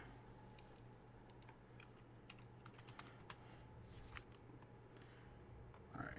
Oh, see, this one has a flip button. So we got a photo of the two of them. Oh, just nonsense. Alright, flip. Ooh-wee. First week of higher learning, never been this far from Pa's farm. But the goat chewing up my BMU dorm mattress made me right at home. I was mighty nervous to be the first McGucket ever to go to college.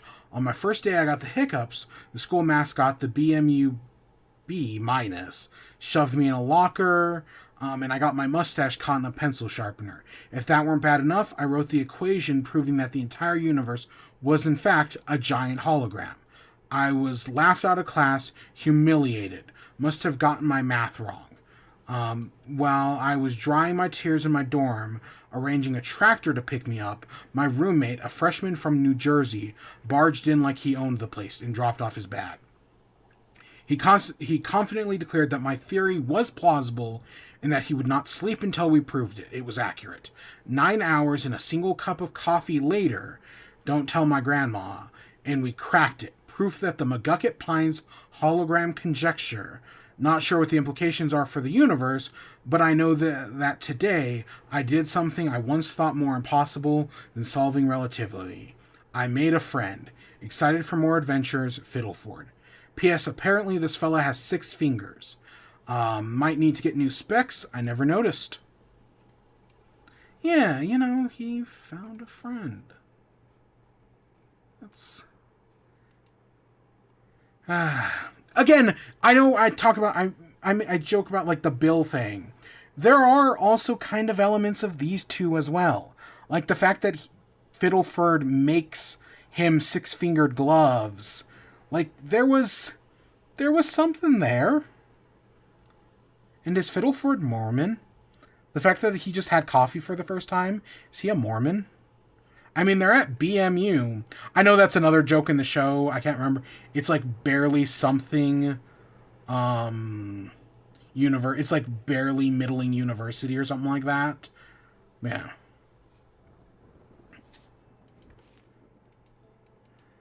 Let's see. Have we tried Sixer? Okay, there's a lot of these things. Backups more.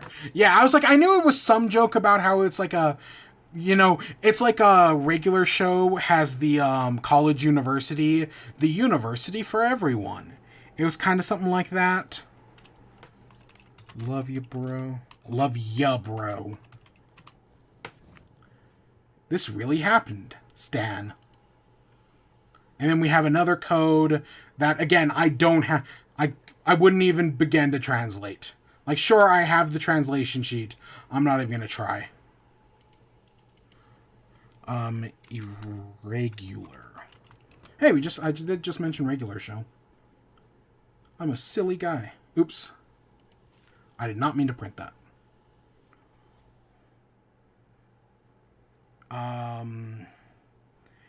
And then I think that's it. Like, there is this, like, really long one that we could go into. But, you know what? I'm going to let you all go into that yourself. Right? There's, as far as I know, the only one that we know of that I didn't do is, right, there's, like, this really long one that goes into, that you have to do, like, multiple steps for. I don't remember what starts it. I don't think it's this. You don't. Oh, maybe it's When Will You Die? No.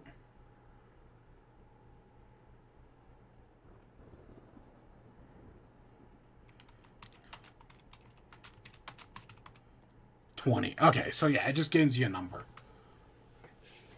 So yeah. Right, there are a few more. Like, my list on here, doesn't even have Mystery Shack on it.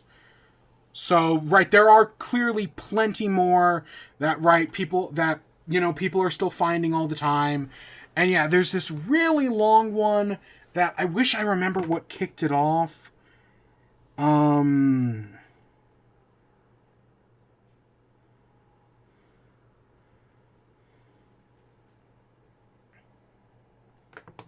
Let's see, how Stan...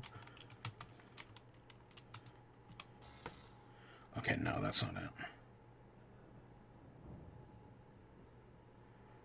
How? Yeah, shouldn't that? thought that was it. Did I spell it wrong? How Stan beat me. I don't know. I want to find the first one of it.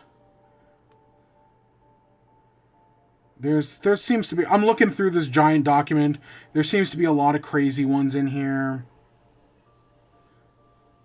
There's a riddle chain. There's a bunch of them.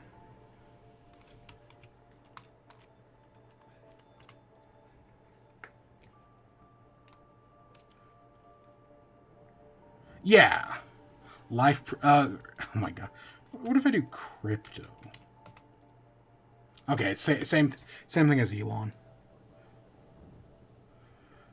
Oh yeah, there's a freaking hoot password please. There's a freaking Owl House one. That's cute.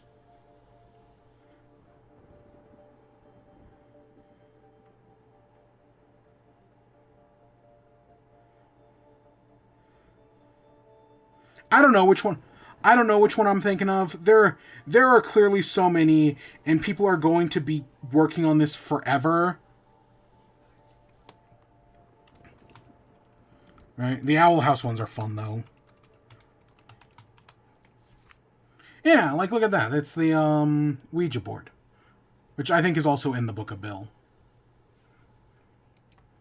That's fun. I love all the fun ones.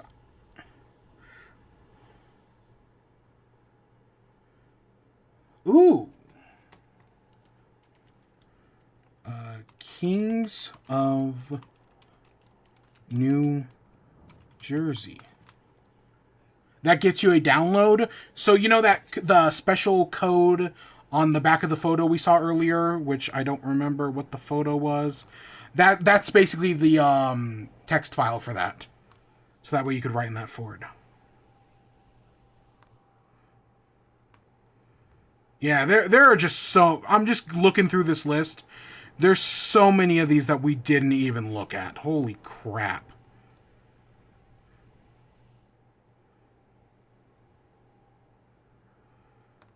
Wow.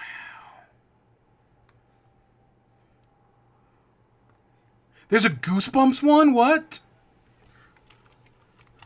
What's... I gulped. Sweat dripped down from under my turquoise denim baseball cap. I knew I had to open the spooky closet door, or Zach would tell everyone at school that I was a wuss. Well, here goes, I thought to myself. I pulled on the handle and flung the smelly old door open to look inside. I screamed. It was Bill! Chapter 8. It was not Bill. It was just an old, broken jukebox from the 50s, the kind my mom and dad used to listen to. I stopped screaming. I was so embarrassed. If Zach ever found out I was scared by a grody old jukebox, he'd probably give me a wedgie. Stupid jukebox, I said, and kicked it with my aquamarine basketball sneaker. Suddenly, its lights flickered on, and it started to play haunting music. Shocked, I backed away. What, you don't like golden oldies? A voice said behind I'll show the one I have here in a second. Around. All that was there was a mirror on the wall. But something was different about my reflection. I grasped my face. I was old. Behind my wrinkled self in the reflection, I saw the grody haunted jukebox begin to morph. It morphed into a scary triangular shape. I screamed. It was Bill. Chapter 9. It was not Bill. It was just Zach. Haha, I pranked you. Zach laughed. Zach was so cool, and I was just a wuss. And I had wet my tears. As a kid, I loved Goosebumps, man. It's funny, because I don't like horror movies or anything. Like, scary, I don't really like scary stuff like that. But Goosebumps just hit me exactly where I needed it to. So, yeah. Alright, I'll show you my list where I'm getting all my stuff from real quick. Alright, just give me a second. Let me pull up. Twipper.com. Where did I save it? I saved it somewhere.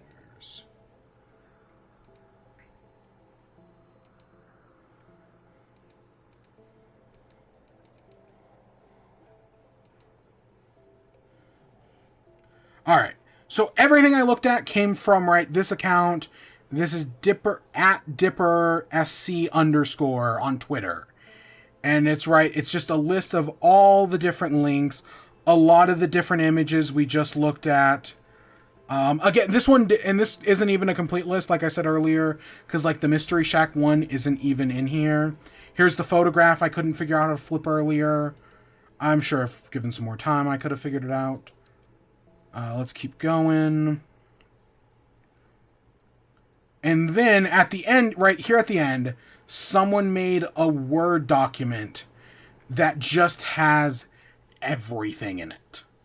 Right? So this is everything else. That, again, this is what we found so far. There's a lot of stuff we looked at, a lot of stuff we didn't look at. So, right, if you want to explore this for yourself, go ahead. I'm surprised I didn't do Robbie.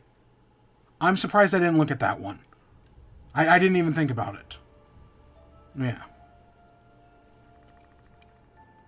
Yeah, there's a bunch of people working on it. But yeah, no, this is like prime time ARG, man. It's got translation sheets for passwords. Sure, is there a lot of repeating in here? Is this I know you can't see it over here, but this is a 39-page document. So there's a lot here. A lot of people are doing work. There's obviously some repeats. I can see if I can send you the link. Share. Let me just see if I can copy this link off Twitter. Can I just put that in the chat? Let me try something real quick.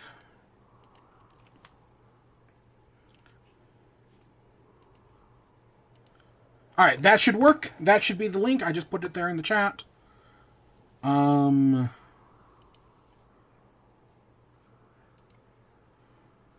Yeah. Cool. But I know they're working their ass off on this. I know the Reddit's working on it and everything. And maybe I'll come back next week and talk about it later. But yeah. I love art. Man, I love stuff like this. Again, Perplexity, the game theory ones that Matt Pat did, right? There's a lot of fun stuff. I know there was, again, it might have been this one, this How to Beat Stan, but I know there was like this big one that was like, oh, you have to do this, you have to go here and there, and I don't know. I can't remember what started it. But I know people are figuring out more stuff all the time. So yeah, like look at that. It's just so much fun, man. It really is. There's clearly been so much love and effort put into this. I really hope we get oh, maybe Rat starts it. So I've actually seen, right, so it's like, hey guys, right, you can start with Riddle, no, yes, Mountain don't, blah, blah, blah. But I want to say you can also start off with this with Rat. That's the one I'm thinking of. And right, it eventually leads to, because I remember putting in this number, I remember putting in Tinsel Snake, and I think I got as far as, I got stuck here, but people keep going deeper and deeper. Yeah. Having these translation codes are nice, because I was trying to figure some of that stuff out earlier.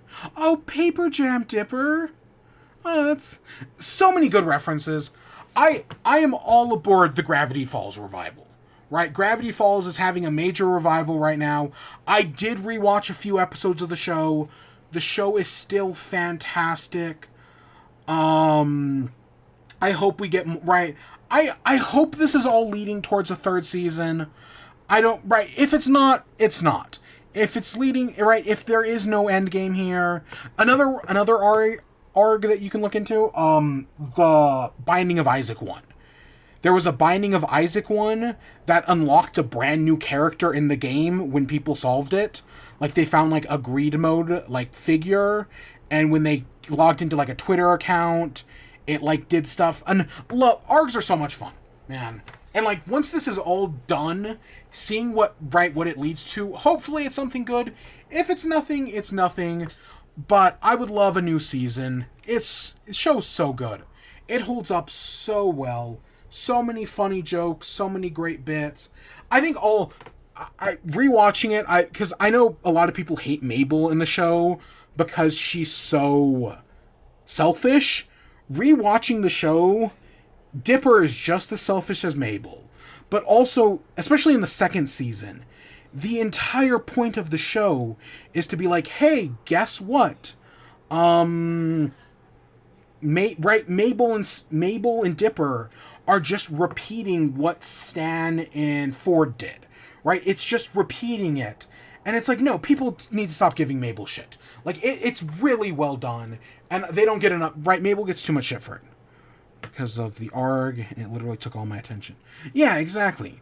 Like, I remember, right, because, like, we talked about it last week, and we went through all the different websites and whatnot. But yeah, no, it's just kind of wild. And yeah, the new book is a lot of fun, you know. 12? I played D&D, and some of my faves was when Stan and Dipper played that. Oh yeah, the D&D episode is fantastic with, this is even, so I showed earlier my ciphergram code cheat sheet thing. Do I still have it up here? So this is the ciphergram I've been using to figure out things, like when reading the actual book. And this one they have here on the website is so much better.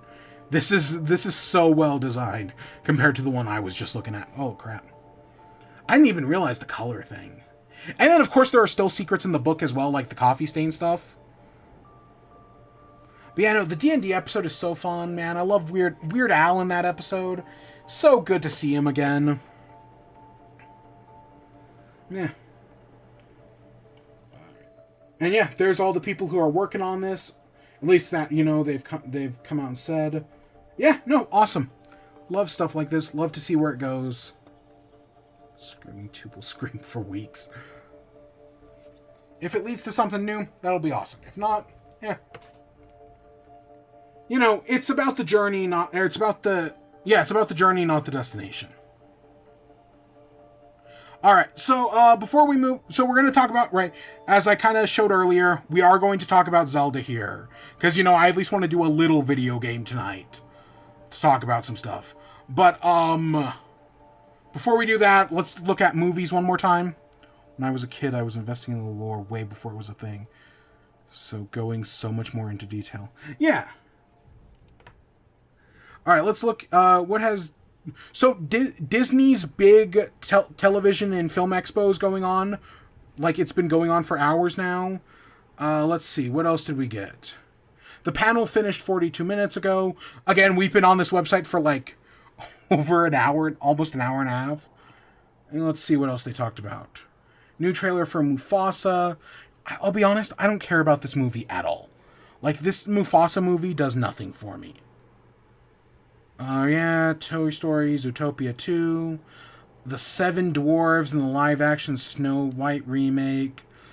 Ugh. I don't know, man. This feels very... Nine Inch Nails will be doing the music for Tron Ares. Okay, I mean, Daft Punk did the last one. Okay, cool. Rachel Zegler as Snow White and... Oh, we must have gotten a trailer. Gal Gadot. Oh my... This Snow White movie is going to be so weird, man. Yeah. This is so weird.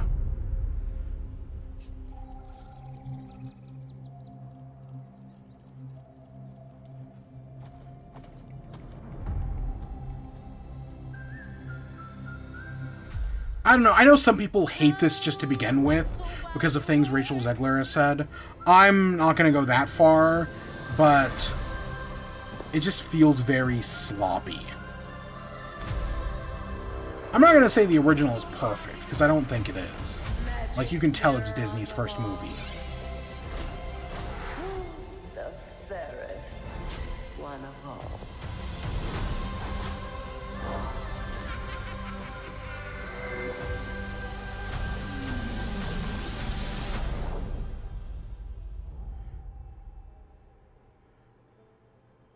Bambi?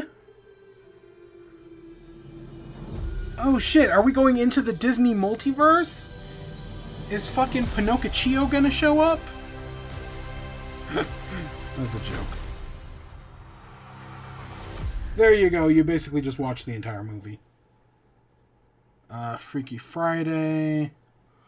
Oh no, a live action Lilo and I love Lilo and Stitch, man. I loved the movie as a kid. I loved the TV show, because the TV show was basically just Pokemon, and I loved Pokemon. So of course I loved the Lilo and Stitch TV show.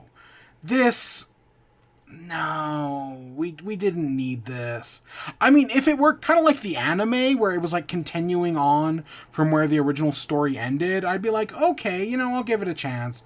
But the fact that it's just going to be a remake of the original movie, that's already so well done, and it's so, like, the views of Hawaii in the original movie are so good, and they're just not going to be able to match that. Like, the watercolor in the original movie, so beautiful, man. And then this is where we left, right? Last thing we had seen was Percy Jackson. So that's everything from Disney. That's everything Gravity Falls that we're going to talk about today. I do want to at least get to a little video game today. Or at least my video game story. Because I've got to talk about my video game story before it completely leaves my head. Alright, let me make the changeover on Twitch real quick. Legend of Zelda. Tears. I spelled tears wrong. Of the Kingdom. Alright, there we go. Let's kill the music. Boom. Let's actually get the Zelda music. I'm going to kill that one, but get that. Alright, so we're talking Zelda tonight. Back into this game wall. I'm gonna be going through and spoiling the entire game. Alright, let me hit my Switch. So, for the past few months now, let's actually get this started. So, for the past few months now, my mother, my mom, my own mother, has been playing Tears of the Kingdom. Right? She's been on her own journey. She played through Breath of the Wild. It took her, I think, about 45 hours to beat. And so after beating Breath of the Wild, she started Tears of the Kingdom. And, you know, she's been working on it. I don't know if there's audio or not. There's a point, I'm going to show most of this anyways, but there's a specific point I want to get to with all the deaths, because it's Coco Bananas. Like, it's one of those things where I didn't even realize how much she died until it happened. So in the first game, I didn't buy the DLC for her because she wasn't going to play it. She was never going to use the DLC. So as a result, we couldn't look at the hero mode in the first game. But in the second game, the hero mode is just an unlockable. So I literally stole her Switch just so I could show this to y'all on stream. Because we've been talking about this for a long time. So, right, this is her playing the game. She, just as a primer, because I've been talking about this for literal months now. She is very objective focused. Right? She sees what's going on. And she does not talk to NPCs. She goes for towers. She goes for shrines. And she does main quest objectives. That's it. She tries to fight as few enemies as possible. And she's just very objective focused. Right? Like, she played Fallout 4. outside of quest NPCs, she didn't talk to anybody. She doesn't do side quests. We'll check her side quest log here in a little bit. I'd be amazed if she completes more than 5 side quests. I'll show you her Korok seeds as well. I'm gonna guess she's collected less than 20 Korok seeds. I don't think it's less than 10, but she just does not care, right? She doesn't care about Koroks at all. They mean nothing to her. She has collected very few of them. She's very objective driven, right? She doesn't talk to NPCs, she doesn't do side quests. She just does what she needs to do. So I'm waiting for... So I know if I zoom out here, it'll fast forward it a little faster. So this is her getting into the first dungeon. This is the part I want to show. So she gets to the first dungeon here. Just wait. Just wait. It's gonna go crazy. But right after all her... Right, she... Basically, between Breath of the Wild and Tears of the Kingdom, she actually started this game pretty strong. Things were actually going really well for her. Until she got to this first dungeon. Not yet. Be patient. No.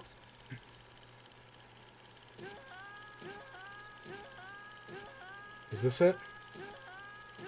This has to be it. I have no idea how many times she has died. I don't know if the game keeps track of that. But this is going to be ridiculous.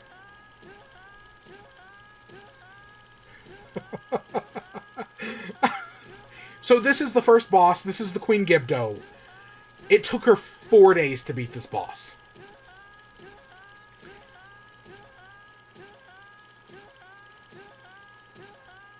She was just throwing bodies at it. I think at this point she had... Because she mostly focuses on the main quest. I think she had 5, maybe 6 hearts. She had the starter gear, you know, the tunic you get at the very beginning of the game. She hadn't picked up anything else. So she was just throwing herself at the first boss. And it took, like I said, 4 days. Just 4 days of her slowly chipping away at it. She basically had to beat the boss without taking damage. Because the boss could two-shot her. Yeah, it just keeps going. I want to say that, yeah, I want to say the boss either, some attacks were a one-shot kill, other attacks were a two-shot kill. She had a single piece of food, so she could heal once going into this. And it just, yeah, it's just going to keep going. You'll know we're getting, because eventually she's going to leave. She's going to leave to go get some supplies. And that's when you know we're getting near the end. But... yeah, no, it took her forever. This is probably the most time she spent on a boss. Right there. She leaves. She goes and gets some supplies from Gerudo Town. She goes and gets an electric weapon at some point. She goes back to Lookout Landing to buy some better gear. And then she heads back to the temple.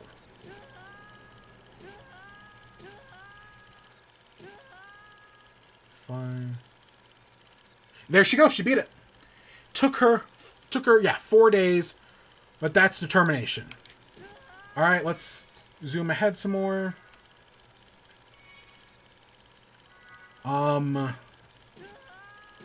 She did do some of the tier, right? She was doing some of the tiers along the way.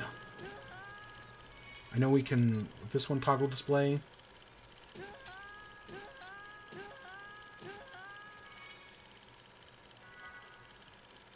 She's getting close to Zora's domain. We'll know when she goes up into the sky. Now, I want to say, I was in some way, like, I didn't play for her, but I was, you know, giving her advice, telling her, like, hey, this is what works, this is what doesn't work. You know, I was trying to help her out. Right? Sometimes. Sometimes, admittedly, I had, like, nothing to do with it. But sometimes I was trying to help her. Like, she wasn't going in completely blind. So that was the first boss. Right? The first boss took her forever. Now, let's see her get up to the well springs in the water temple here.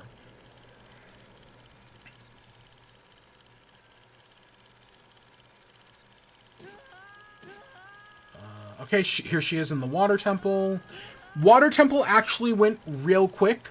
Like, she did the water temple fair. I mean, she dies a few times, but that's nothing. It goes through pretty quick. And, I'm assuming she's gonna be... Yeah, here she probably is fighting the Muktarok. And yeah, it took her like 5 attempts. She beat the Muktarok really quickly, which I did not expect, if I'm being honest. Oh, maybe she left and went back? Okay, I don't remember her leaving, but she must have. And there she goes. Now she's beat the Muktarok. Still, went real quickly for her. She did that real quickly. Let's zoom out here. I haven't even shown the underground map yet. I just realized that. I haven't even shown the underground map. I don't even know which shrine that is.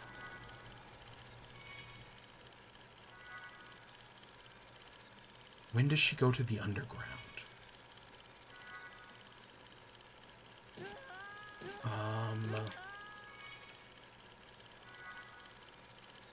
I know she goes up to... Is it up here? Here she is in the underground. So she does that real quick. Right? She goes down and up real quick.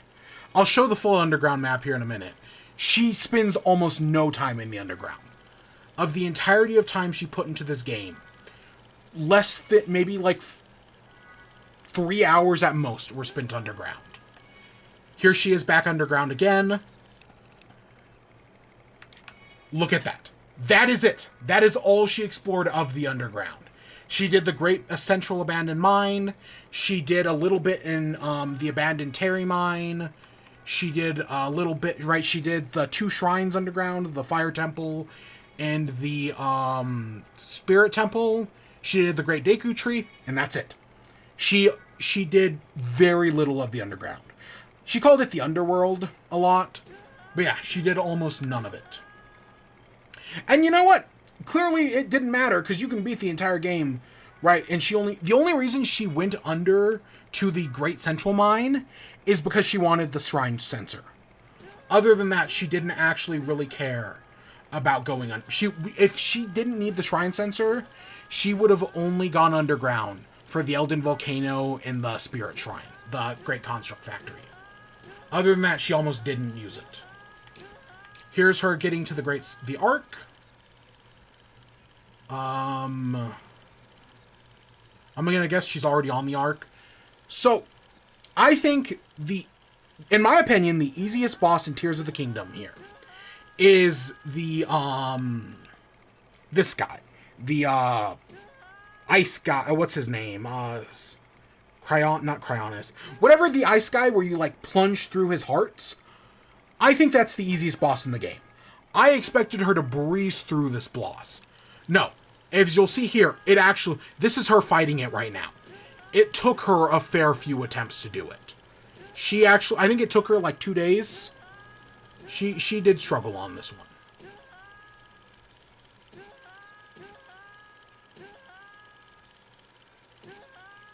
Yeah.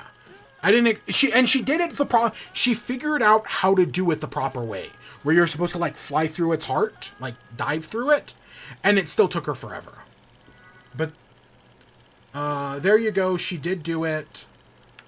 Let's see. This is her. She got all 3 pieces of the Zora armor, or of the Yiga armor. Yiga was the one I was looking for. This is her trying. She went into the. If we slow down, okay. This is her trying to get all the memories, because she found the memory room back there, and was like, oh, I'm gonna go get all the memories. So she made a mad dash for the memories. She did all of them, found out about the light dragon, went chasing after it. I wonder if you can see where she gets on it. Let's see. Right there. Right, that's that big line right there. That's her riding the light dragon. From there, she went to Elden Volcano. That was her, this is her in the underground dungeon.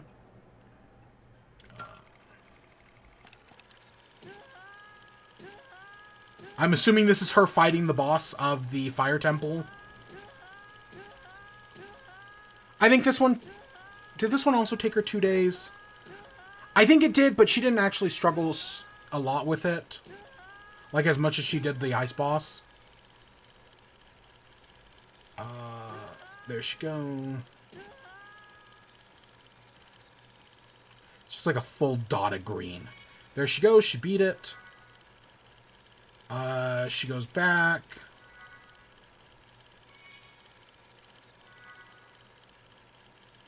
Goes up to Hyrule Castle.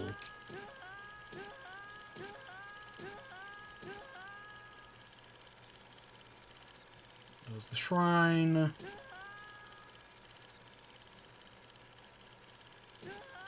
There's like you have to like chase down Zelda in Hyrule Castle, so that's what she's doing now. And then you get to the top and you fight Phantom Ganon. Took her, again, I think it also took her around 2 days to beat Phantom Ganon. But she'll eventually do it.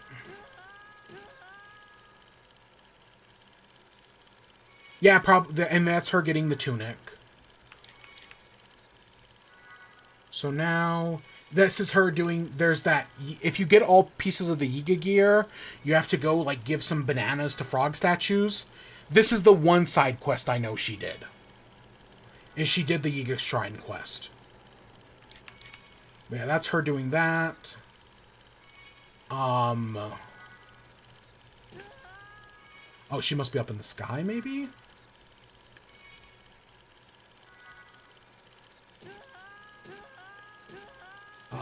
Oh, this is her doing the Thunderhead Isles.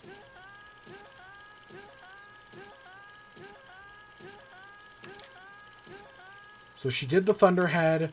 She went underground. Did the Lake Depots. Got Minora. Fought the boss there. And we're getting close to the end. Took her a few tries. Again, I think it took her... Yeah, like 2 days. I would say the longest boss was the first boss, but no, actually it's not. From there, she exits. She gathers some materials here. This was her, like, collecting, like, Sundelions. She tried to get into the Central Forest there, because she saw the shrine, and she couldn't figure out how... And then she was like, how do I get in? And I was like, go underground. She fought Phantom Ganon for the second time. Went a lot better the second time. And then I'm assuming this is her going down to fight Ganon.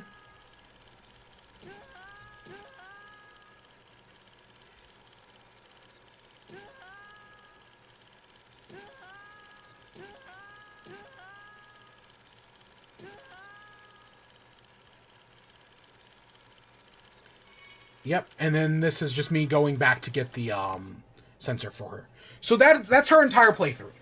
So the one thing this thing doesn't have, right? You can see her entire trek through the game, everywhere she went, all the areas she didn't go to, right? She never went over here, never did any of the mazes, Tingle Island. And between both games, she never went to Eventide. This mass expanse of the map she never went to. Over here. This place over here. Right? She barely touched the sky. I don't know if you can't tell, but she barely touched the sky. The main one she did was this one over here. Right? She did this, this is like a light mirror puzzle. She did that one.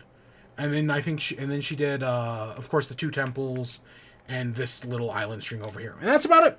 She did not spend much time in the sky outside of where you're, like, required to for main quests. And then she spent no time in the underground. She went over here to, because I basically threw her... I literally, at one point, she walked away to, like, go get water, go to the bathroom or something. And I was there, and I just threw her underground. And I was like, figure it out. Figure out how to get back. And, you know, she did. She went up through here. And then, of course, there's... this is the Great Deku Tree, I think. This is the Fire Temple. This is the starting areas, the Spirit Temple, and then, of course, the final boss. So, for the final boss, for our big boy Ganondorf, it took her 5 days to beat this boss. I'm gonna guess 30 attempts, because she had to learn his pattern, then deal with him in demon form. And then on the second phase of his... Right, she got good at dodging his attacks, using, like, Flurry Rush. But during the second part of his second phase, you can't use Flurry Rushes. You have to... Or if you do, you have to double them up. And it becomes a lot more difficult to do Flurry Rushes. So she basically beat the second part of the second phase, death by 1,000 cuts. Slowly just chipping away at him, one hit at a time, reflecting his projectiles Ocarina of Time style. And it was like super tense, because she was on like one hit. He did 4 hearts of damage per hit, and she was on 4 hearts. One hit would have killed her, and she did it. It was, and like, she gets nervous, and when she's running, right, she'll be running, and then she'll like suddenly crouch, and boom, like an enemy's running at her, and she's crouched. And it just, it causes massive damage. But yeah, it took her a full day to beat the monster forces. And then another 4 days just to beat Ganondorf. She worked on it for like an hour or 2 per day. I was trying, like, I would come over and like tell her like, hey, the strategy is, you gotta jump here. You gotta jump sideways. You gotta backflip.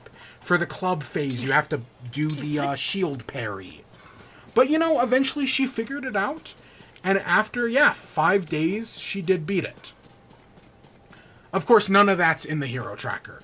It would be really funny. And the reason why I say it took like 30 attempts is because each attempt on the final boss takes like 5 minutes. Each attempt, it's so slow. Like, especially if you're getting to phase 2 all the time, it's a really slow fight. At least the way she was doing it. And then, of course, she'd hand me the controller and be like, you try it.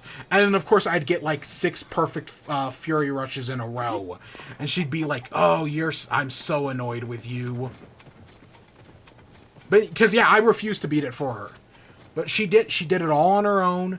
The final Demon Dragon, she beat on her first try. Right? Unlike the Dark Beast in the previous game that she somehow almost died to, the dragon gave her no issues in this one. Because she made a lot of food. Not many gloom items, only these 5. There were actually more, but she ate some of them already. But she made a buttload of food. Some of it came in handy. But basically, going into the final boss, she only had these 2 gloom stakes. These 2 14s.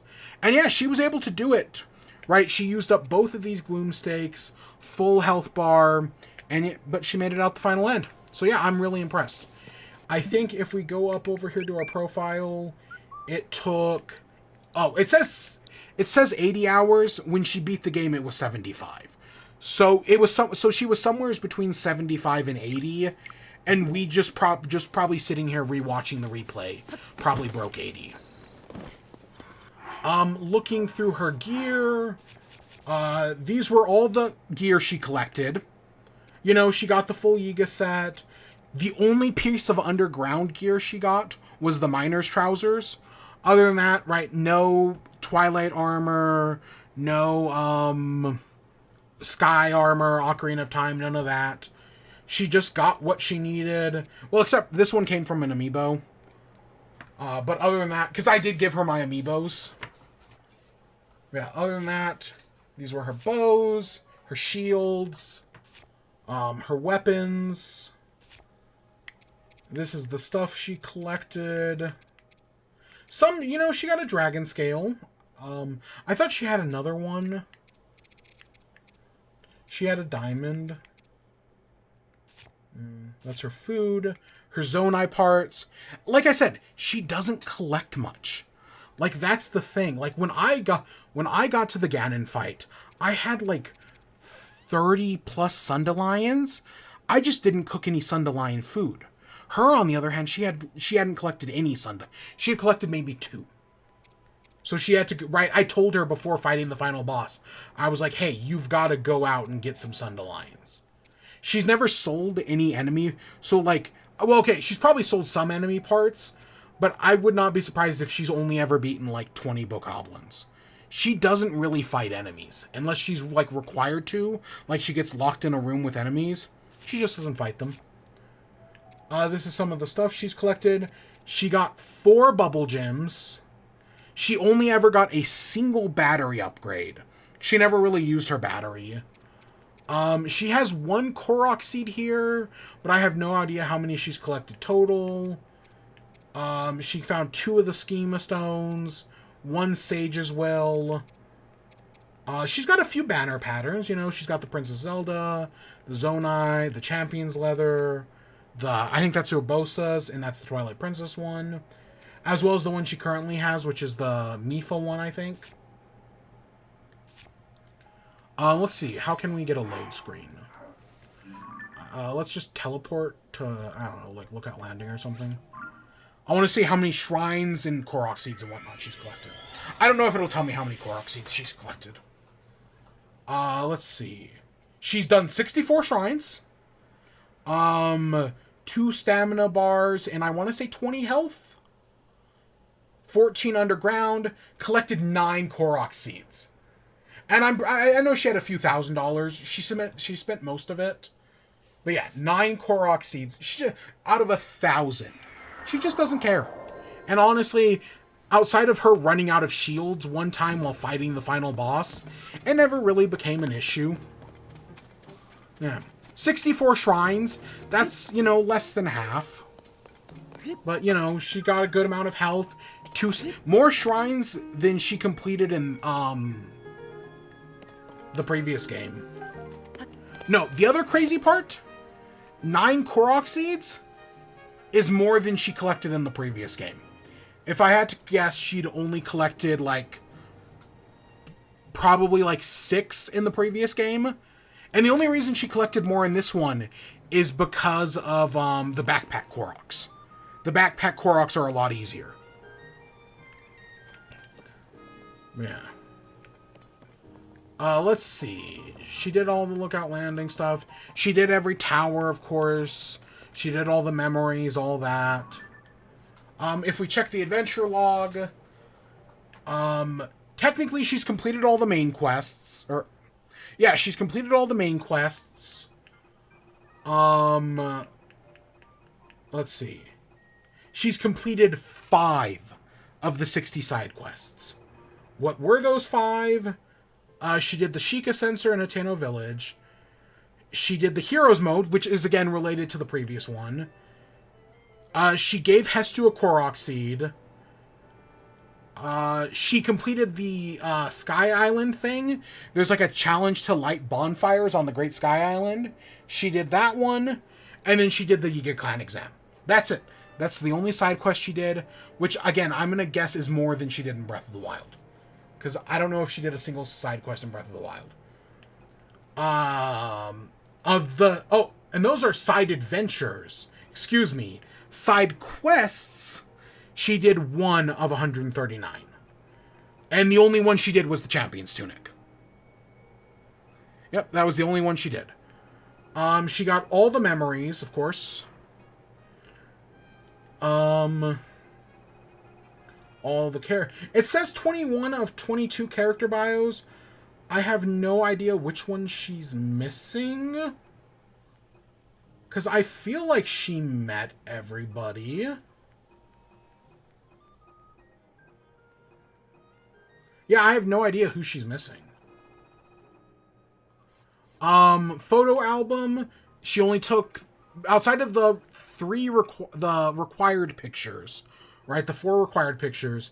She took a Yiga Map hideout one, and this is the one you need for the main quest. So she really only ever took 1 picture. Her compendium, spoiler alert, Completely empty. But to be fair, it was empty in the previous game as well. Like, that's no big deal. She did have a... Unlike the previous game, she did have a horse in this game. I just don't know if we could pull it out of the stable. I want to say the horse's name was like Joe or something like that. Because, yeah, in the previous game, she did not have a horse. And then the one they give you at the end of the game to fight the Dark Beast, she killed. She got it killed on accident. So, yeah. She never even started the Memories quest, right? Like, there's all these people hanging out over here trying to be like, hey, what is this? Why did this fall out of the sky? Nope, she never even started it.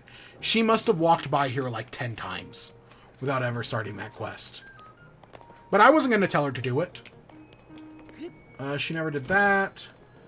This one, right, when she breaks the crack in the wall for the demon statue, same thing. She walked by it like 10 times.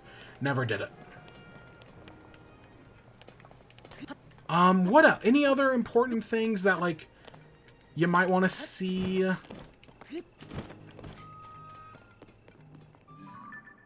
I can't think of anything else. Yeah, no, you know, she was very objective driven. She did it. I'm actually very proud of her. You know, not every Tears of the Kingdom in Breath of the Wild can be difficult games. People do struggle with these games, especially open world games. So it is kind of impressive that, you know, the only game she had ever beaten before this was like Kirby. Right? So it's kind of like going from like Kirby to this. She actually did very good. Right? The amount of stuff... Right? She may not have done many side quests. AKA none of them. But it's still pretty... Right? What she did do is still very impressive in my opinion. From someone who has zero... Like, her experience with video games is, right, Kirby. The Kirby games on the Wii and 3DS. And the Switch. Right? Like, she's played Return to Dreamland. She's played Forgotten Lands. She's done all that. And Planet Robobot. She's played, you know, she had a Game Boy back in the day, so Tetris, you know, stuff like that. She had an NES growing up, so, you know, the original Mario Brothers. And Duck Hunt. She loves Duck Hunt and she loves Q*bert. Right? Those were the two games she has fond memories of. But yeah, no, to go from that to this game and do what she did, pretty impressive. So yeah, that's kind of, you know, I just kind of wanted to talk about all this because I've been talking about it for months, but the fact that I could show it is really nice. I mean, to be fair, she did in my playthrough of Tears of the Kingdom, I never got this outfit. The charged outfit, I never got that. So she technically did something I didn't do. So, I guess I do have to give her credit for that. But, yeah. No, I'm very impressed. And next up is Link's Awakening. No, actually, she wants to play Hades. She wants to put more time into Hades. So, we'll see about that.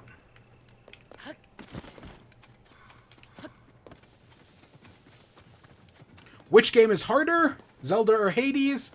I don't know. I couldn't be the judge of that one. Yeah. God, have we been going for 3 hours? Holy shit. I didn't... Time slipped away tonight. Between all the D23 stuff, which we spent like an hour on, somehow, and then spending it over an hour on the Book of Bill website. Yeah, God, time just slipped away from me tonight. Alright, it's the end of the thing. Let's talk about WIBE real quick. What have I been playing, watching, enjoying? I have not watched the new Batman show. I keep meaning to watch the new Batman show, and I just haven't. If I'm being completely honest, I just haven't. I will. I'll get around to it eventually, but I just haven't had time. It's been a busy work week, if I'm being honest. So I didn't do that. I watched a few episodes of Gravity Falls, you know. I watched a few of the fun episodes. I did have a good time. Guess what? It's a very good, very fun show. That has not changed. Oh, another story of her in this game. She did not come across a single Talus in the original game. Somehow she never stumbled across a Talus. The first one she ever saw was in this game. I was talking to her, and she was like, oh, I came across this big rock monster. And I was like, wait, you never saw one of those in the original? Like, I was so surprised. But yeah, no, she somehow never found a Talus in the original. She never fought a Lionel. She came across Gloomhands a few times, but the only time she actually fought back was inside the Great Deku Tree. I don't think she fought any of the other bosses. Outside of the one you have to fight while in Hyrule Castle.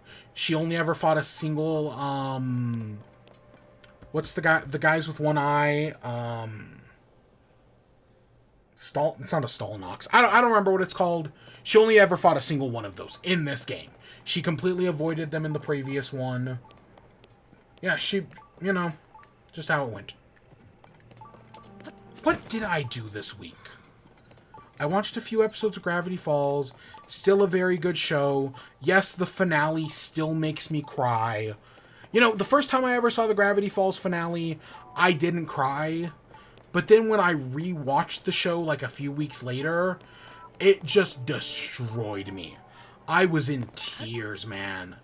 But the first time I watched it, it was like, whatever. Yeah, the second time, oh, it messed me up.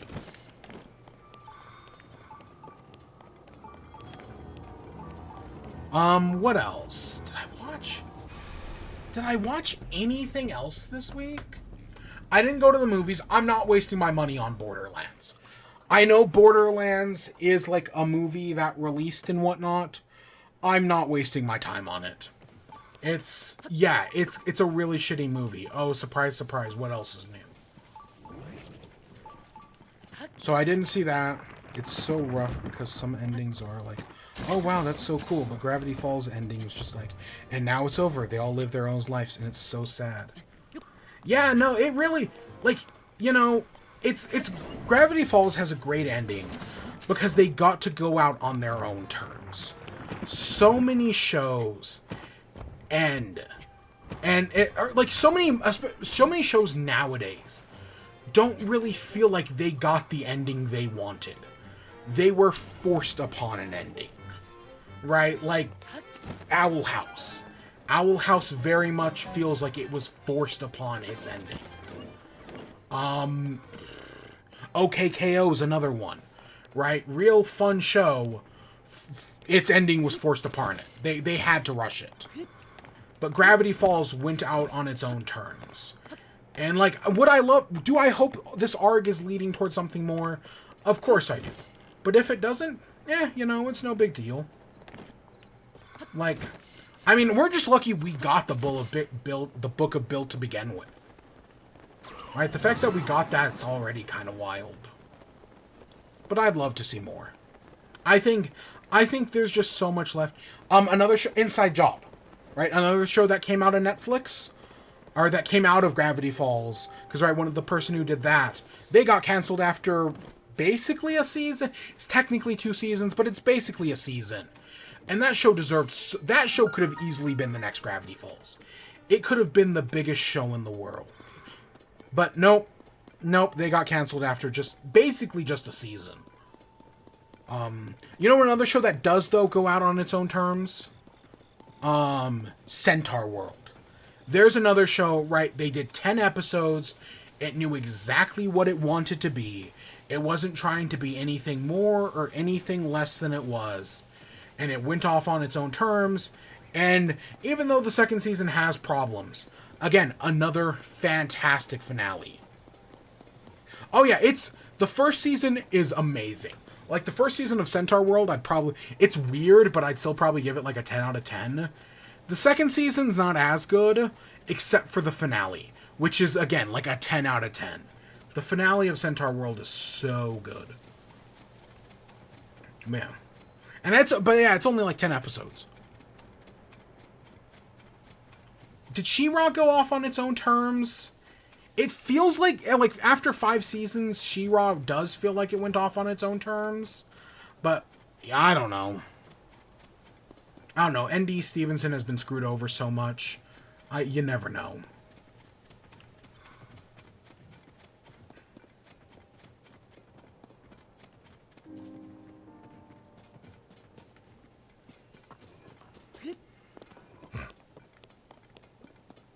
Alright. Yeah, it's rare to find shows that peacefully end. Did I do anything? I swear there's like something I'm forgetting. I did not write... Most weeks I have like a guide of like, hey, here's what I've watched. Here's video game news. I've got none of that this week. I don't think I played a single video game. God, I did nothing this week. Again, outside of Gravity Falls stuff, which has just become my new obsession. Which, you know, I'm back into it, man. I'm back into it. Did I do any... We already talked about politics. No, I got nothing. Gravity Falls peacefully ended, but now there's all this stuff about timelines. So, yeah, no, anything's possible. It's also Gravity with the revival of Gravity Falls. It's got me thinking about Gravity Falls fan fiction again, because I remember reading Reverse Falls way back when the show was at its peak. God, what 2013, 2014? I remember reading that. That was. I'm not gonna say that was like the first fan fiction I read, but I do remember reading it. At least some of it. And I've been seeing, and right with the fandom being back, I've been seeing people talk about that, where it's like, if Gravity Falls is back, it's now time for the fan fiction to come back. And I'm like, are we sure about that? But I don't know. I saw a post that was like, oh, hey, here's, I think it was called Gravity Rises. And I was like, oh, okay, so it's like a basically personality swap. Right, like Mabel and Dipper swap personalities. And I'm like, okay, that's a thing, I guess. Interesting. Am I actually going to read it? No. My fanfiction days are long past. Okay, that's not true, but let's just pretend it is. No, I'm not. But I was like, oh, you know, learning about that, I was like, okay, this is an interesting idea.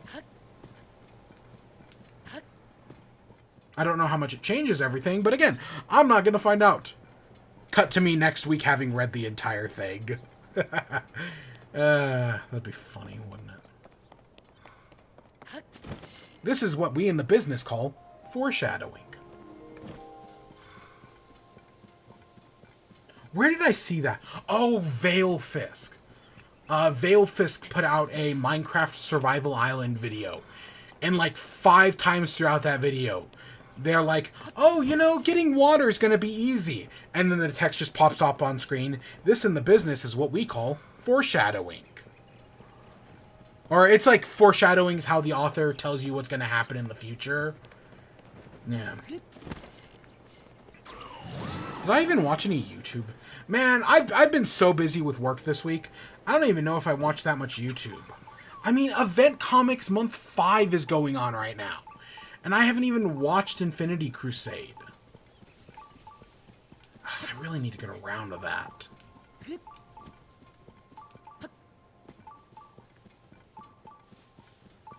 I don't know. I got nothing, clearly. I've got nothing. Maybe next week we'll talk about Superman. Because my copy of Superman Up in the Air, I think it's called Up in the Air. Maybe it's Up in the Sky.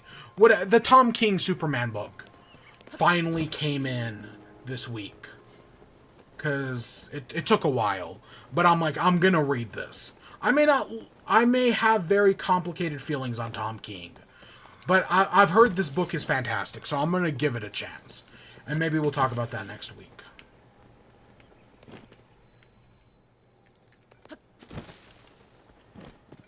Yeah, I guess, you know, let's start wrapping things up. Let's get to the outro. God, I can't believe we went for 3 hours tonight. I don't know. I had a great time. Honestly, going through the Gravity Falls website was so much fun. Talking to you, right, was great, right? A lot of fun stuff. Thanks for being here. Bella will be back. Nice seeing you. What's coming up in the future for the stream? There was a Splatoon Splatfest tonight, and you know, I was gonna play it. If it wasn't for the Book of Bell website stuff, I would have played the Splatoon Splatfest tonight. It's this one, and then there's one more next month, and that's it. Splatoon Splatfests are almost done at least for Splatoon 3. They're almost done forever. And, right, I was like, oh yeah, we were gonna play it, but man, that Book of Bell stuff was so much fun. What do I have that's electric? Not that. It's that.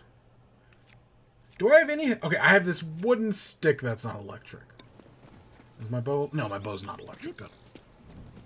Yeah, there's still so many more things are going to be discovered in the next few days.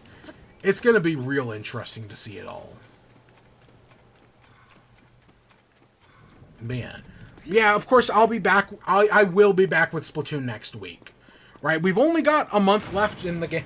I know I act like the game dies after the final Splatfest. Technically, it doesn't, but I'm kind of treating it like it does.